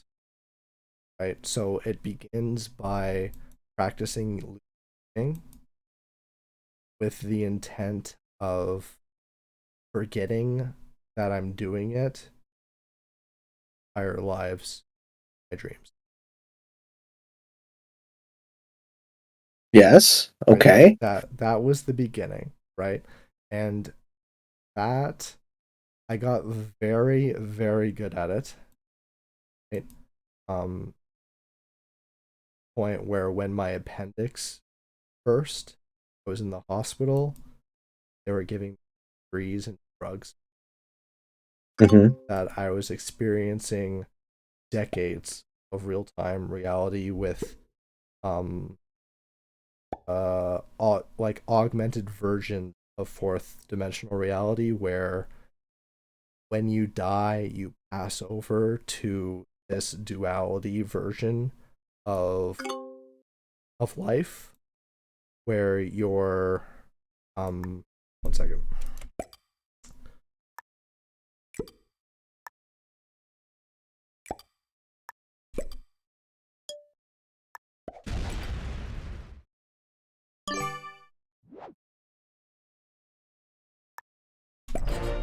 Where when you pass over from one part of the duality, you are the opposite person in the other duality. To where I had to pass over to find the inverted version of a tyrant that existed in my reality to extinguish him where he was the weakest, right? And like experience vast amounts of time within myself, right? And that was taxing on myself and my ungroundedness, right? To where that's why I was sick, right? That's why my appendix burst. That's why I was unhealthy, right? It's like you have to devote that energy in this reality or else it's going to kill you, right? And I was like, well, fuck that, right? Like dying is part of the game. Oh, okay. You were ready to go. Right? I'm like I'm actively trying to go. Right? Like trying to pass, trying to get to the next screen, right? That's a But what if there is no next screen, man? right, like that's, but it doesn't matter, right? Because this screen, like like in my mind, I've realized that this part of it temporary, right? Secondary to whatever comes next. Yeah, or so you think. Right. So I think I'm fully committed to living out whatever the fuck is here, right? And like, ever heard of great man theory? Of course. So it's I like, don't buy it, by the way. right. So I guess I do. And I thought, like, it doesn't matter what I do, the great man will come. Great man is going to solve it and get us to the next screen. I don't actually have to do it. All Right? that. So I actually think of inevitability in the opposite way, right? I think that um, we all kind of collectively have ideas that emerge when we are at the right when we are collectively at the right level of development. Like, I don't think of human beings as individuals as a particularly meaningful um, model for how humans actually operate, right? We work much better. The metaphor I prefer to use is much more like an ant colony than like a collection of individual actors, right? We are all interdependent necessarily for our survival, and we have been, since the beginning of our species. So the great man of history theory um, belies all of the others that went into building that great man up.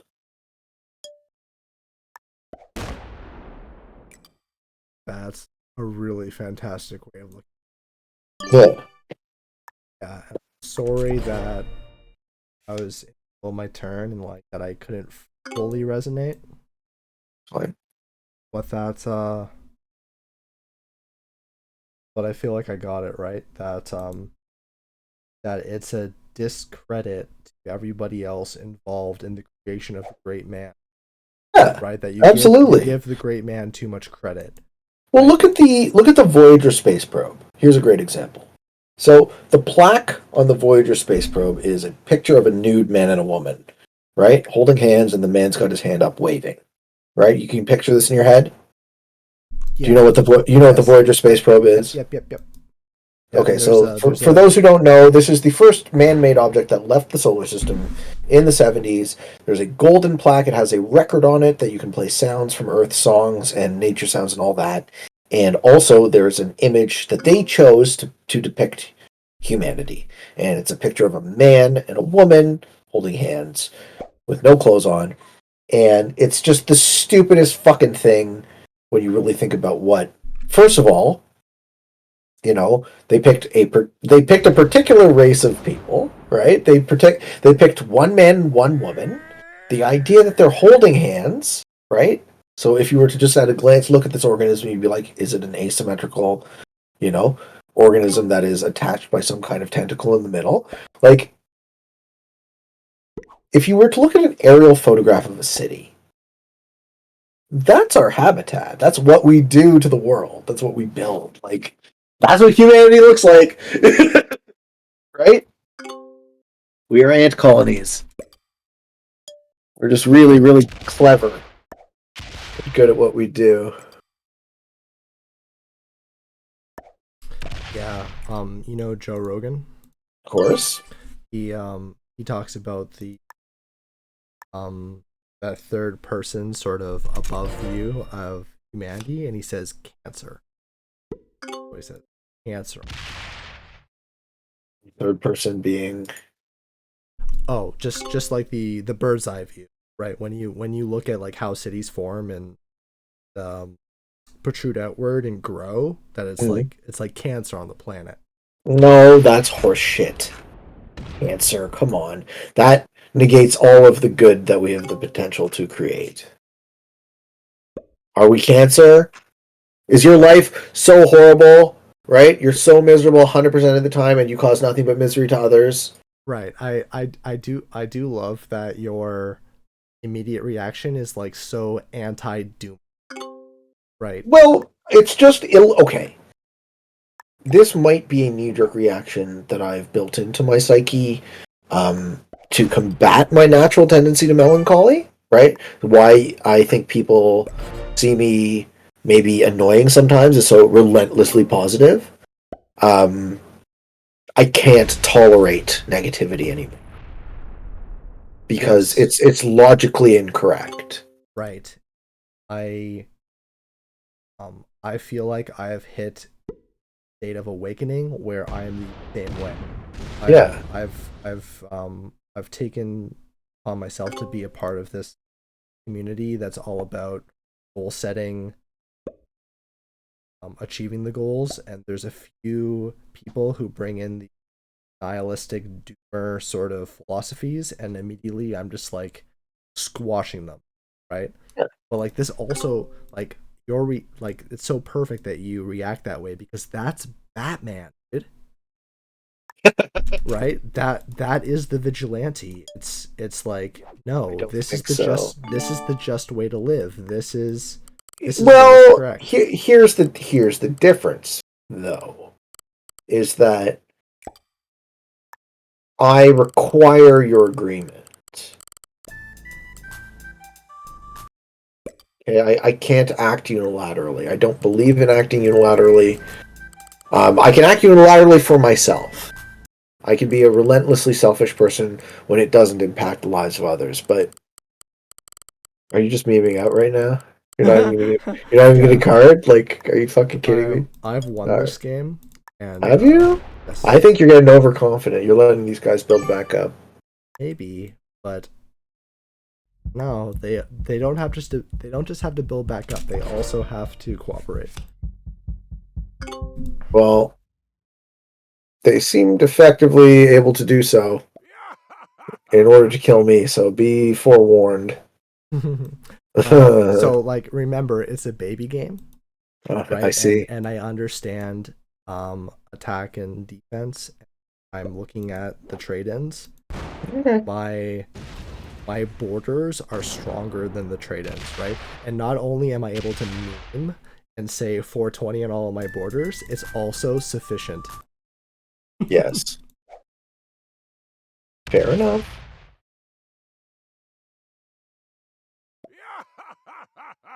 Right? And these guys I think the longer you wait, the less likely you are to win this game. curious. I do not have perfect information and I do not know. Well, so I've watched these Caps games go. Um, I think the longest Caps game I watched was 13 something hours. Obviously, I didn't watch the whole time. And, Mhm. I think I kind of watched your stream. well, there's two players here. So they will out troop you. But they're both looking at like, oh shit, he has more than well more than Yeah, the yeah, trade-in on yeah. all Yeah, borders. I hear what you're saying. Hmm. Right? And if it comes to it, I trade with the bot. Sure. You're living your life over here. Yeah, unfortunately I'm too afraid to see what the bot has on the cap. But I think maybe I'm supposed to calculate that it's less than 605. I mean, do you want me to tell you? No, I don't. I think that I hit the 605. Hey! Figured it out.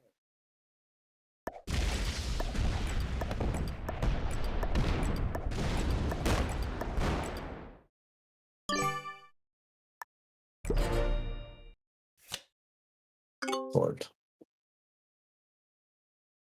Yeah, why take two cards when I three? Why take three cards when you can have four? Because he could trade in and fucking That'd be just the worst, wouldn't it? worst.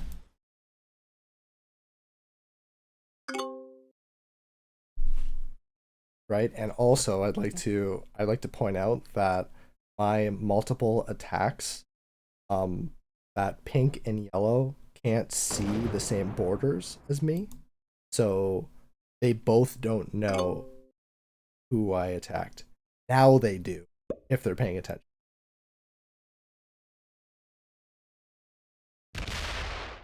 Oh wait, they did before because now I have the most capital. Or did somebody else have 2 before? Yeah, I think somebody else must have had 2, right? Because there were 2 opponents.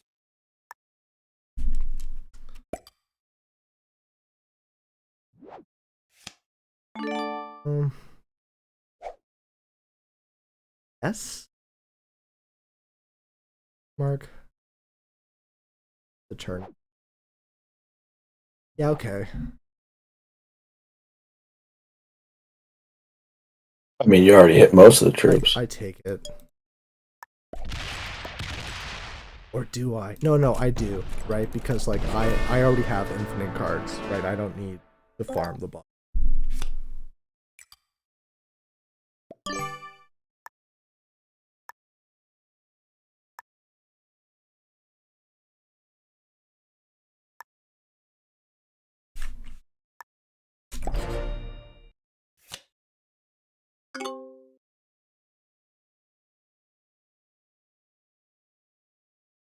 And All so these 420s.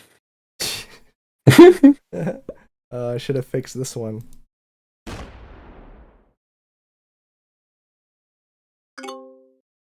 And so now I very calmly take cards until I can make a 4/5 stack border. Also have Russian Empire bonus. Also deny the bonus from yellow. Hmm. This guy goes for a walk and a lot of troops. Look at that. Their team. Mm-hmm. Wonder how this affects them.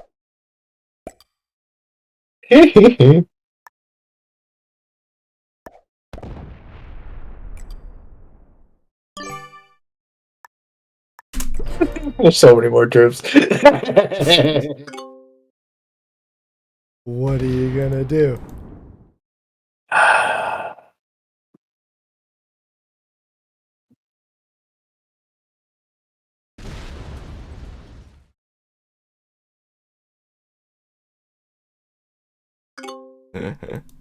It's funny because they're like, "Oh yeah, we'll both hit him," and it's like,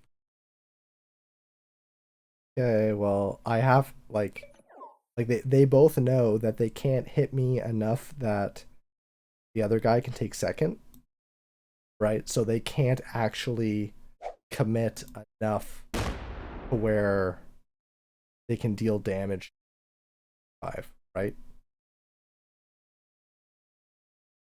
I think you're living very dangerously. Well, it's not that I'm living dangerously, it's that they have to have faith in each other and live. Yeah, but they have shown that.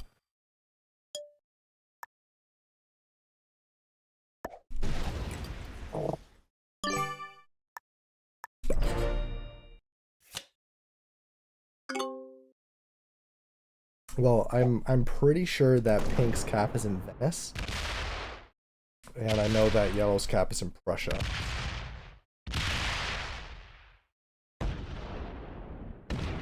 Right, so all this is a moot point because my 1500 comes in and fixes everything. Oh wait, my 1 over there, that's actually... Oh, but he doesn't defend capital. No, he doesn't defend it.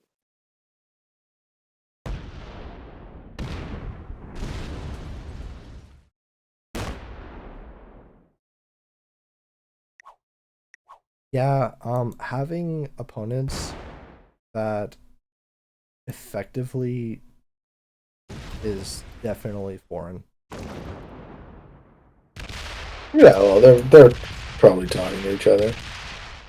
Which is bullshit. Yeah, it is what it is. Game's gotta end somehow.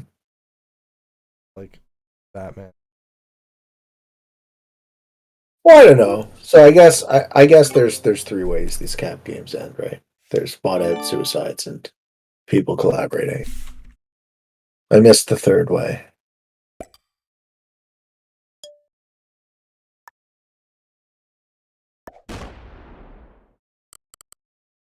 Or you, I'd kill yellow while you have the chance. Kill yellow. Yeah, he's got 4 cards. Huh. But I don't know what's in this corner. You're not gonna be able to do it, are you? No way.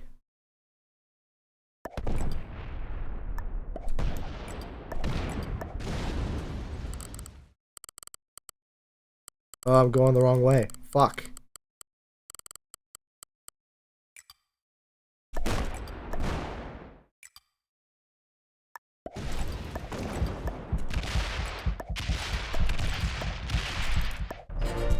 Shit.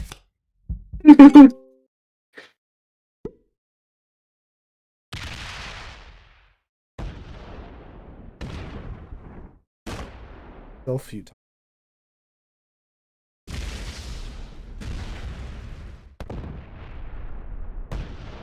Like, I can even blunder this hard and...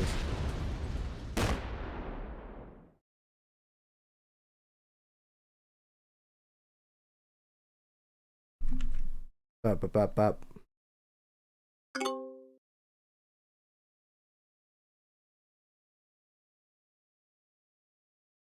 I'm curious to see the outcome of this game. I'm glad that you Because it guys... isn't going the way you thought it would, right? I'm glad that you are curious to see multiple for you. Still going on. Mm-hmm. That would be the real tragedy. What? Also, the extra information, like, oh yeah, kill yellow, kind of like had me think, oh, he doesn't have substantial force. Exposition. Well, you were so sure you had more troops than both of them, right? No, I But the wasn't sure longer about you let that. them live, the quicker they come back. I wasn't sure that I had more troops than them. I was sure that my bonus was that I was in the strongest position. Ah. That that I'm gonna win through attrition, right? That Oh, okay. the player who has the most troops at their turn is the person who wins.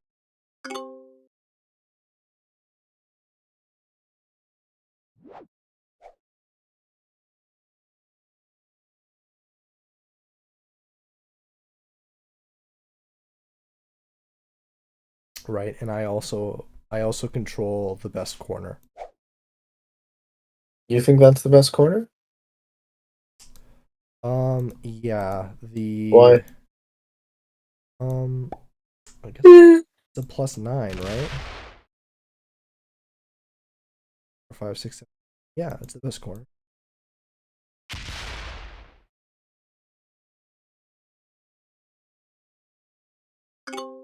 It's pretty amazing. Guys are like so united. Yeah, they're just talking to each other. It's fucked up.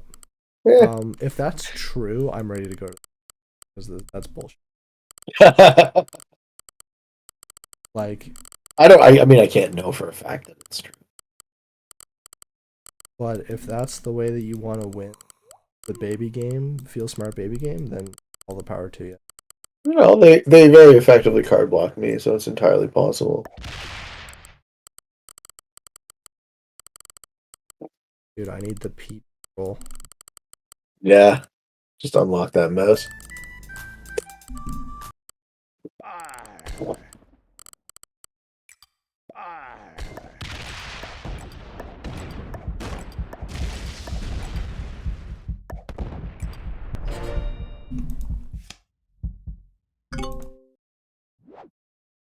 Yeah, I needed to leave the 4 or something.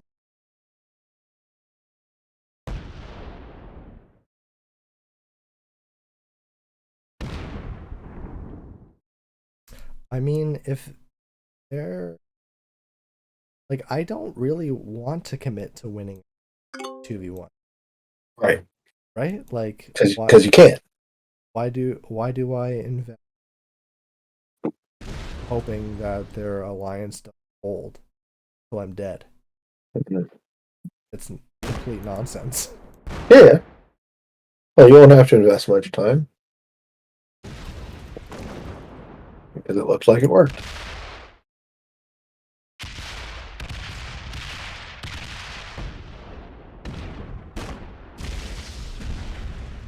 Yeah.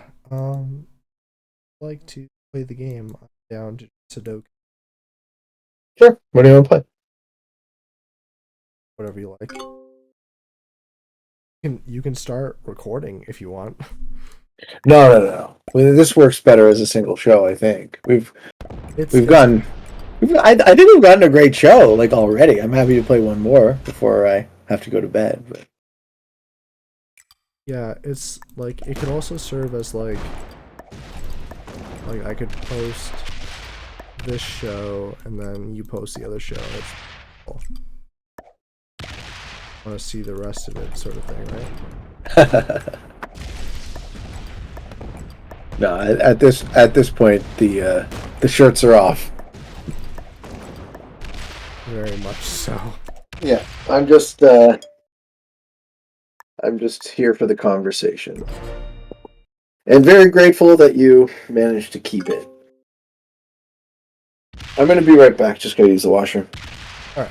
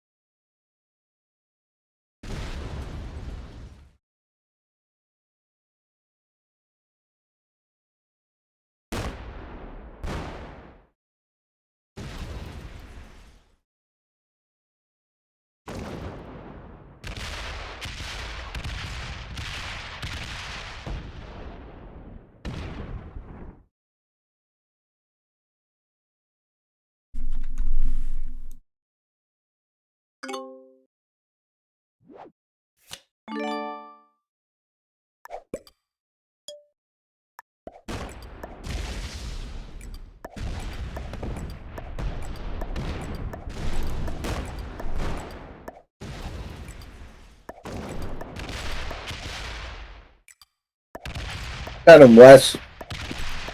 Right. Get him. Fuck him up. Let's go.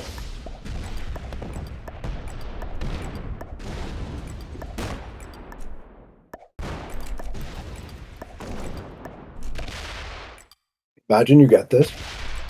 Imagine. Oh, you're so damn close. Keep going. Keep going. Don't stop. You're so fucking close, dude. Oh my god, you're gonna be like 2 territories off. God damn it. Oh my god, I choked too. Oh, it was And so fucking close. And I You choked. didn't choke. You did great, man. Fuck. I think you did fucking great. Does he go and finish yellow off?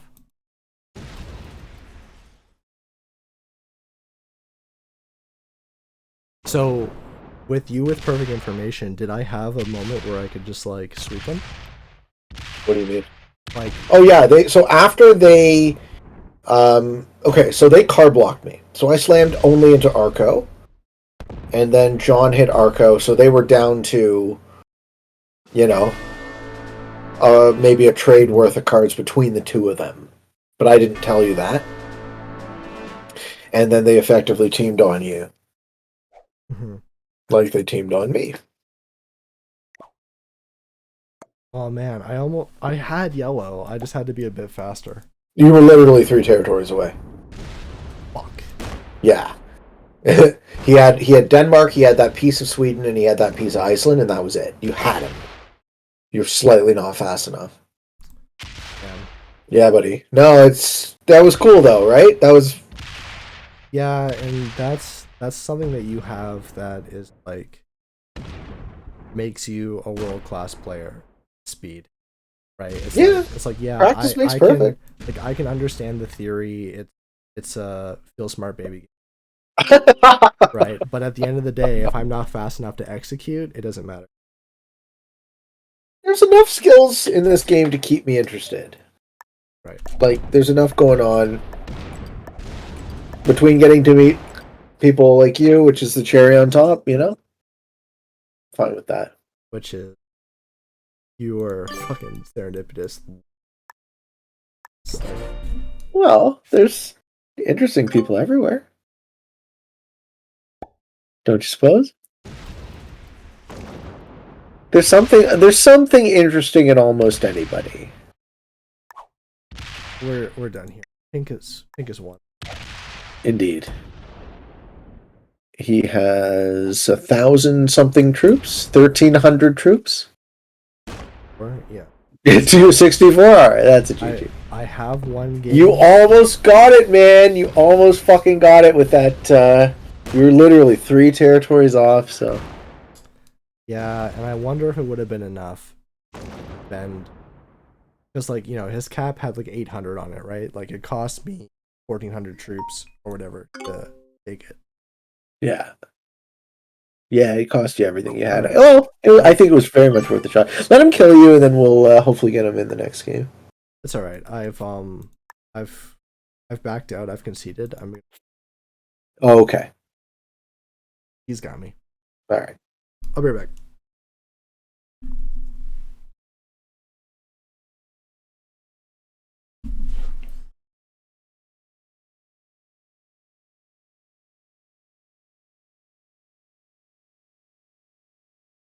All right. Well, that was what, a 2-hour Cats game? Not the longest one I've ever played. We're gonna do one more.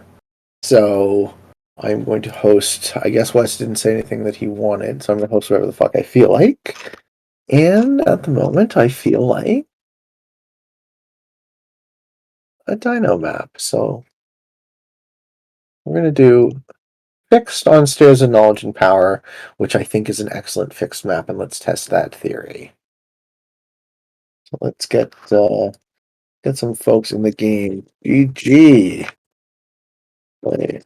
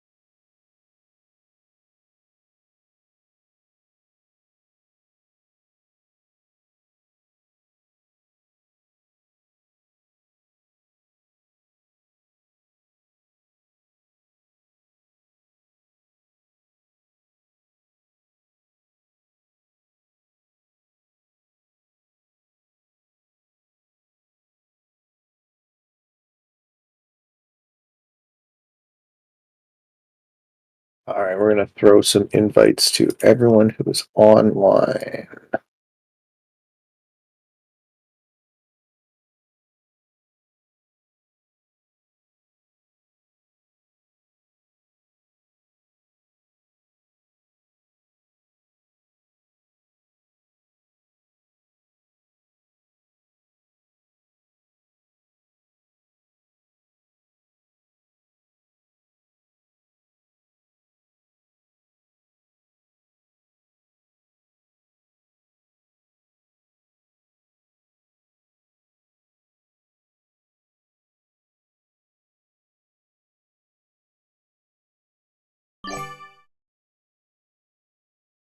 All right. It was already started. What? We need 2 more people. Am I in the game? I've got a waiting for. I see you, but maybe leave and get back in. I'm trying to find 2 more people. I was talking with Arco and John in the Were they in the collaborating? community games thread. I don't think they were. They were. I mean, I could ask them, I suppose, if they were talking externally.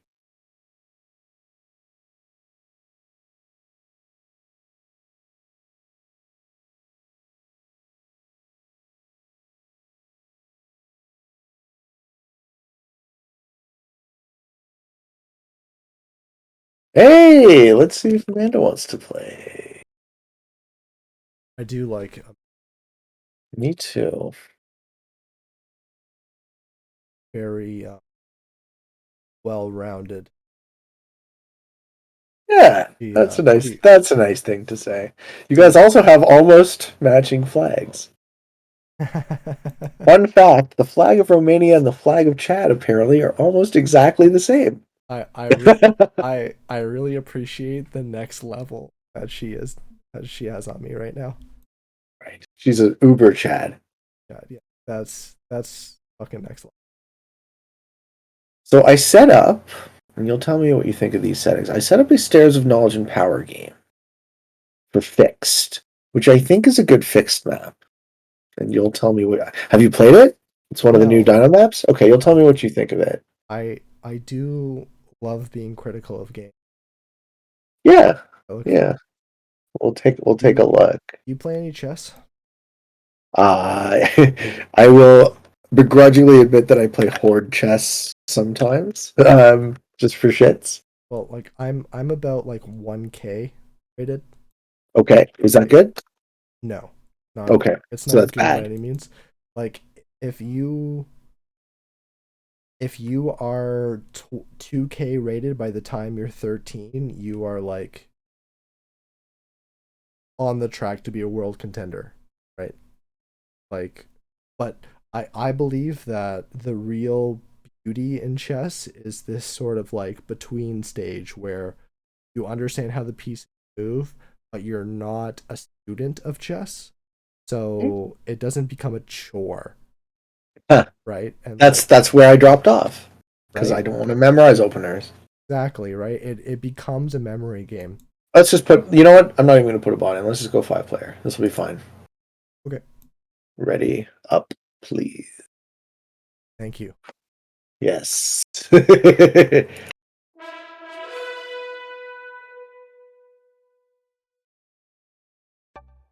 Yeah, I kind of that was my felt sense as well when I was there was a certain depth after which I well also like I'm somewhat aware of my mental limitations.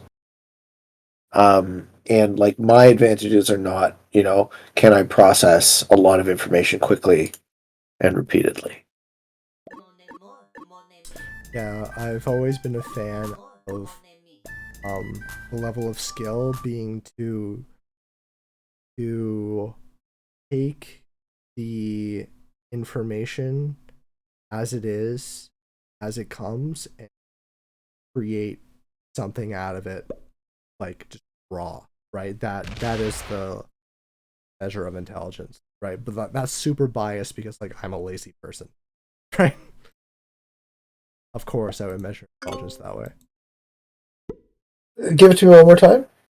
That intelligence is taking the information as it is and creating meaning and creating decision and decisiveness out of minimal exposure is what intelligence is,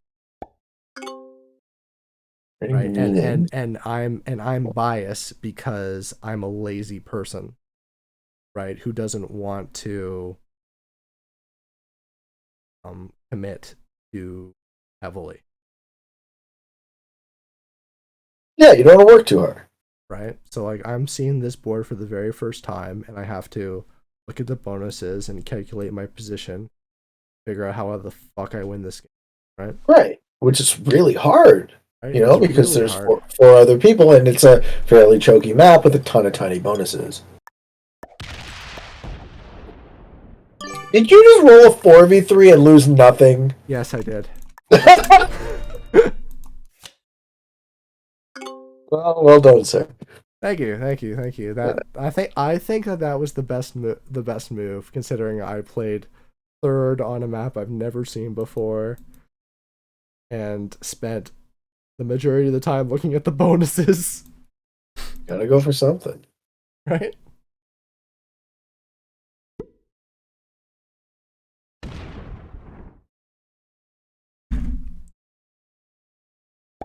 Yeah, I like my greedy start. A classic Pete opener. Take 2 bonuses, you know?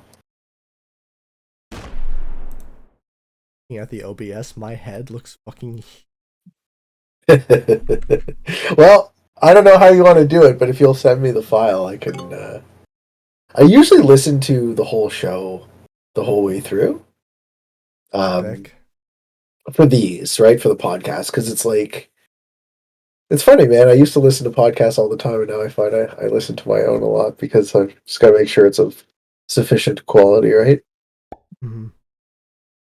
Yeah, I don't know how I send you this file, but if you would educate me, I will absolutely do that. I'm sure we can figure it out. I also fantasize a universe where I piggyback your exposure. Oh, we should do that. We should promo Wes's show. So Wes has a YouTube channel, and the YouTube channel is what? I am actually in transformation period where I was like amateur video game comedy, but I think I'm transitioning to true woke self-help sort of deal.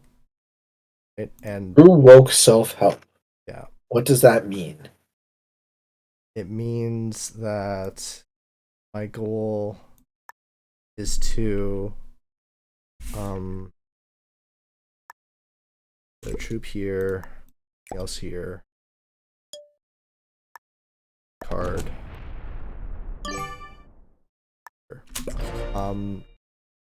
That my goal is now to reach my past self this life and try to get them on the right track, circumvent the damage I've done to myself, the fourth dimension. Right? How is that possible? Because every soul is a fragment of myself, and that I can communicate with myself at the point where they still have potential. That's very much like the idea of in ayahuasca ceremony, we do healing not only for ourselves but for our ancestors. Oh, so you go backward. Yeah, because sometimes you carry trauma from, I've all sorts of folks. ayahuasca. Oh yeah, very much so. Sure. Yeah, very much so. It was transformative in the best way possible. In a bit of a sticky situation. I'm going to inevitably piss somebody off, right? Here, I can force yellow into a different direction, we hope.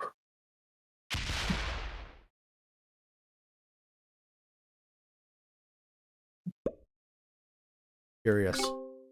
If he goes up. I like that. Yeah. That makes a lot of sense. If he goes up, then I'm a happy guy. Yeah, making their best move not good is making their best move not into me.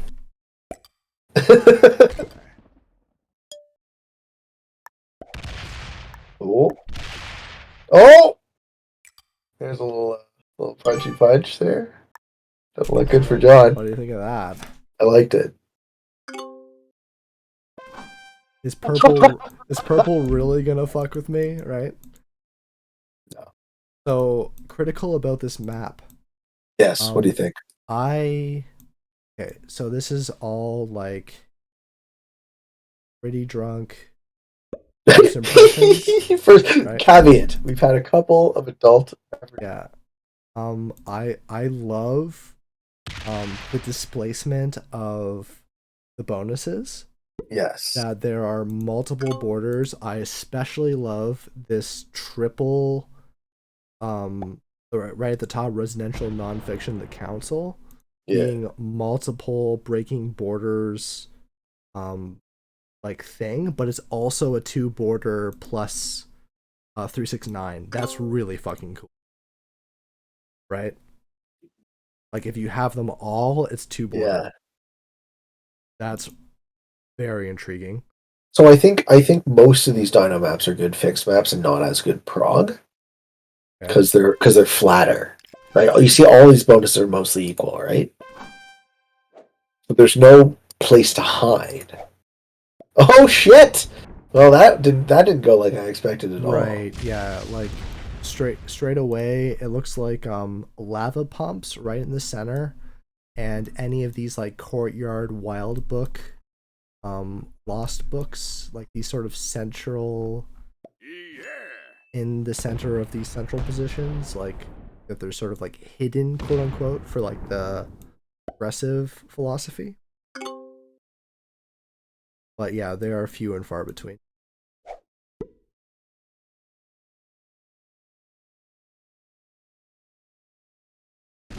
Thanks. I guess it wasn't meant to be. Come on, troops.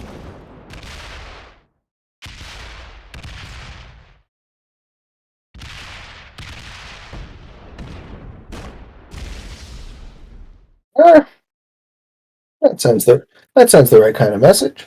I'm fucking nuts, man. No, fuck off. Fuck off. Wanna hit me? Fucking kill me.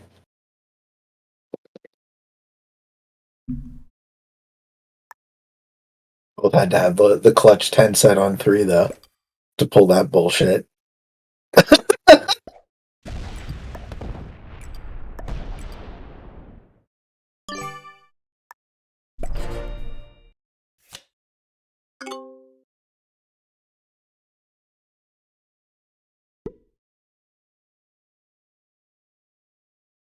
So like I also love your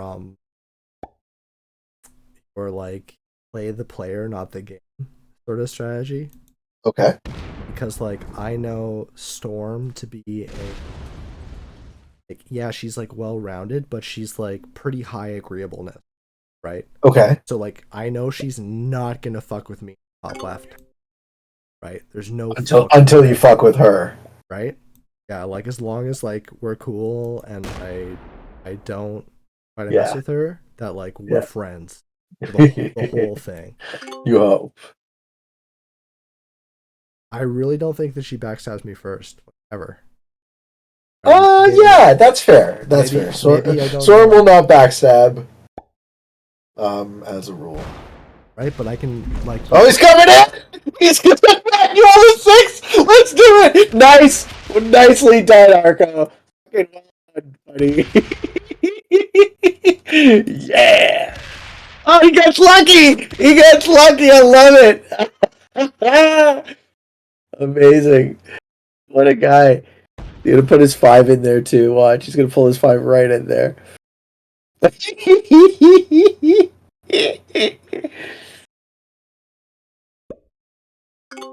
You fucking motherfucker. I didn't even start it too. I'm not even the bad guy. I didn't start it. Like, you can't blame me. I'm just sitting here playing my game.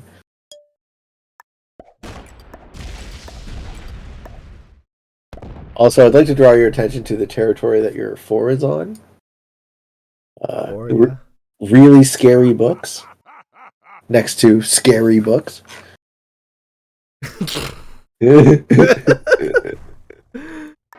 Oh man, that's fucking funny.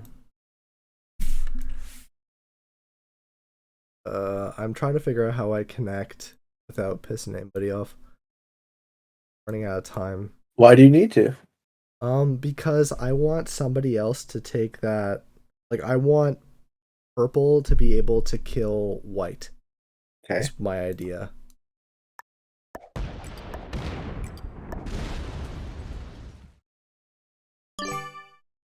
Ugh. I really want her just to... But I don't know how to do that. Fuck. Yeah, I should turn alliances on since we're playing fixed. I'm dumb. Alliance is like a fixed necessity, you know? Is that the map we're playing? Right? Is the map that we're playing? Alliances. Maybe. That might be true just because auto match fault. Oh, I didn't even see the possibility. Maybe it wasn't a possibility before. He was weak, man. Like, he was fucking weak after we both kind of slammed into each other.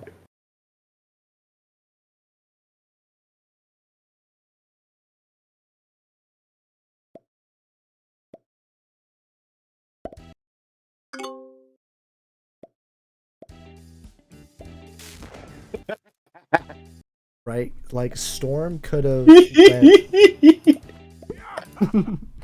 Storm could have went Braille books to Watchtower, but she didn't. It's like, I'm not her. Well, we're all going to be each other's enemies pretty soon. Right, but she's not calculating that.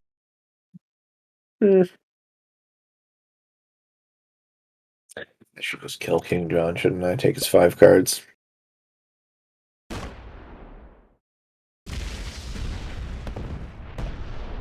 Oh, he didn't have a set on 4? Poor guy. It's rough. Game's true. Hilarious. Blame the game.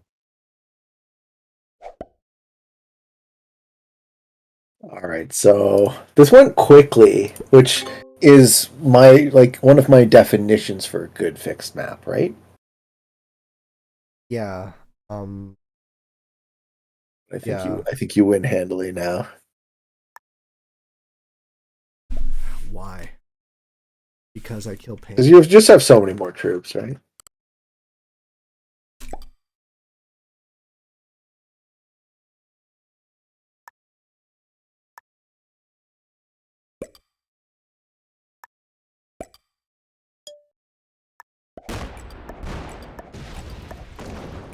Ooh. Oh no. Oh no. It's a Pete versus West 1v1. Handily. And I'm at a troop deficit. I think it's over. I'm pretty sure. Oh, you know what? I don't have the troops to just hit your 14. And as I said, you gotta win on your own show, right? Hey, don't you go fucking playing like I'm weakening the victory. Yeah. Yeah. My resolve is fucking words, mouth. Wasn't that the whole goal of an interview? Say words with your mouth, yeah? This is so much my show because like it's my face the whole time.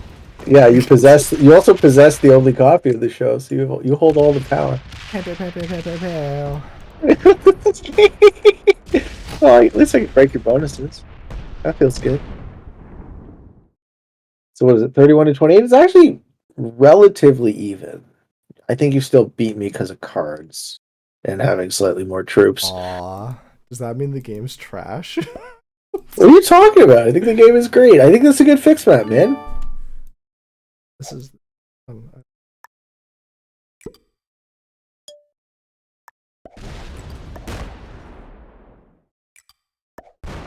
I wasn't really threatening, right? I wasn't threatening to hold anything.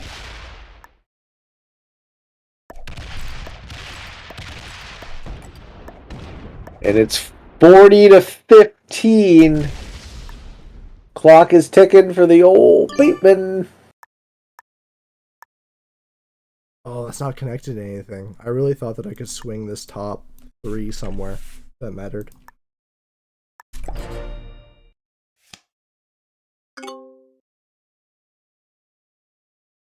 Fucked. Like, if this game was good, you would beat me because you're the better player. Well, right? No, that's not true. There's a certain point past which no amount of skill can overcome. Only in bad game. That is your definition of a bad game, perhaps, but not mine. I guess. Yeah. I'm a little bit cynical. You seem to be. Where are we at? 25 to 34? I can't come back. You can break all three, I'm sure.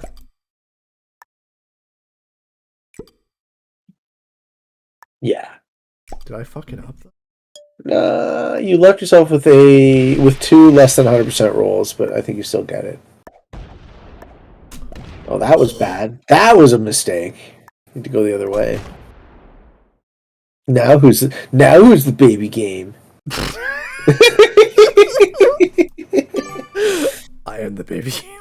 Yeah. Oh man, it's like I'm Batman, but I'm baby game. There's something all right.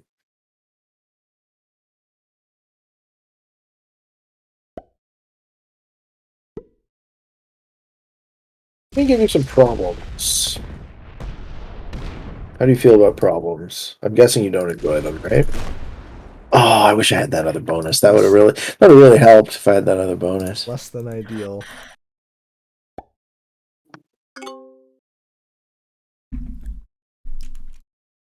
Problems. E3. Oops. Shoot.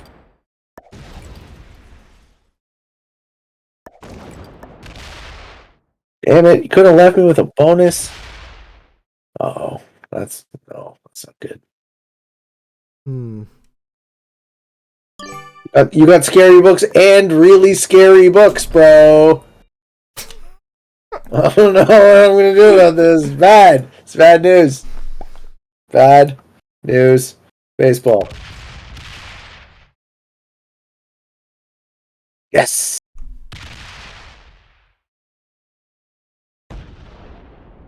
This is the most beautiful part about Risk, where the players identify where the risk element comes into play. Okay. Where like it's absolutely necessary and they actually make those plays. Like correct to manual. What? Like when it's correct to manual. Right, and that's a what's the word?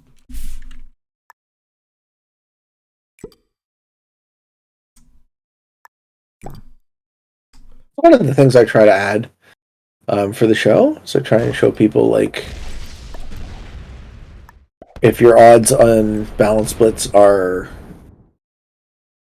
less than 50%, you get better dice if you have time to manual. And also, you can just be like me and be a luck sack. Oh man, I meant to go returns to books about flying, get that bonus, but I just forgot to do that.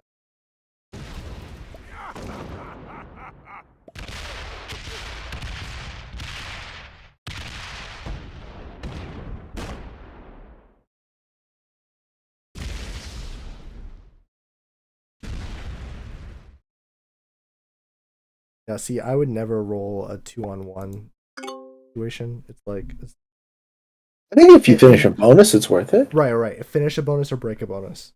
Right? Like you have to do it, but otherwise, no fucking way, Jose. Okay, so I gotta break 1, 2. Wow. Okay, but yeah, I gave you real problems. Right. Real deal, legit problems in your life. Wow, and I don't have very many troops. This is really good.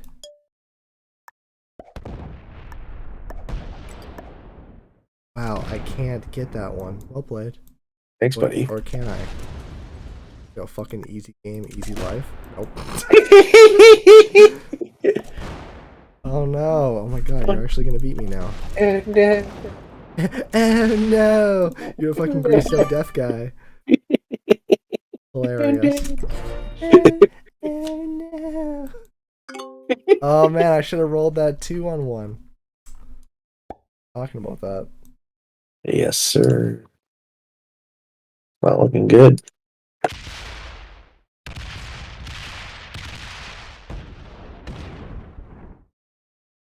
And now. Well, you traded in for the 4 set, and I got a 10. So. Oh. That was like that fundamentally destabilized what was a more or less even 1v1. I didn't even catch that. You just auto traded when you had a set? I have no idea. I'm not even paying that much of attention. That was the thing. That was the thing that sunk your game. I think if you had just waited a turn and waited for a 10 set, we'd still be in a mostly balanced situation. Good game anyway, man. Indeed. Got it. Good games. 1, 2, 3, 4, 5 to take, let's say 9 there.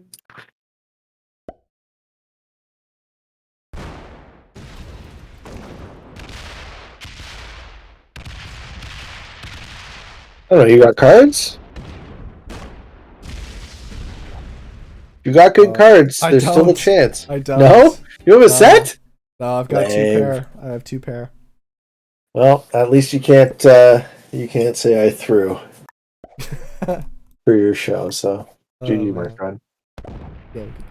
Yeah. This is a cool map. I really appreciate the multiple bonuses within continent. That's really cool to me. Yeah, this north position and eastern position best. Watch City plus Lost Library. The 369 bonus. I appreciate the liquid hot magma. Is there a spot called liquid hot magma? No, there's like literally liquid hot magma. The animation in the center of the board. Oh, I see. What's the theme like? What dinosaurs? Dinosaurs? Dinosaurs. Dino maps. Is this brand new? Yeah, so there's 4 maps. There's Stairs of Knowledge and Power. There's a take on Earth. I guess with like continental drift. Hmm. And what's the last one? Oh, and then there's Dracon's Fortress, which is fucking nuts. It's just a crazy one to wrap your head around. All sorts of weird pathing. Okay, so before we sign off, do you want to promote your show to the people so we can get some eyeballs?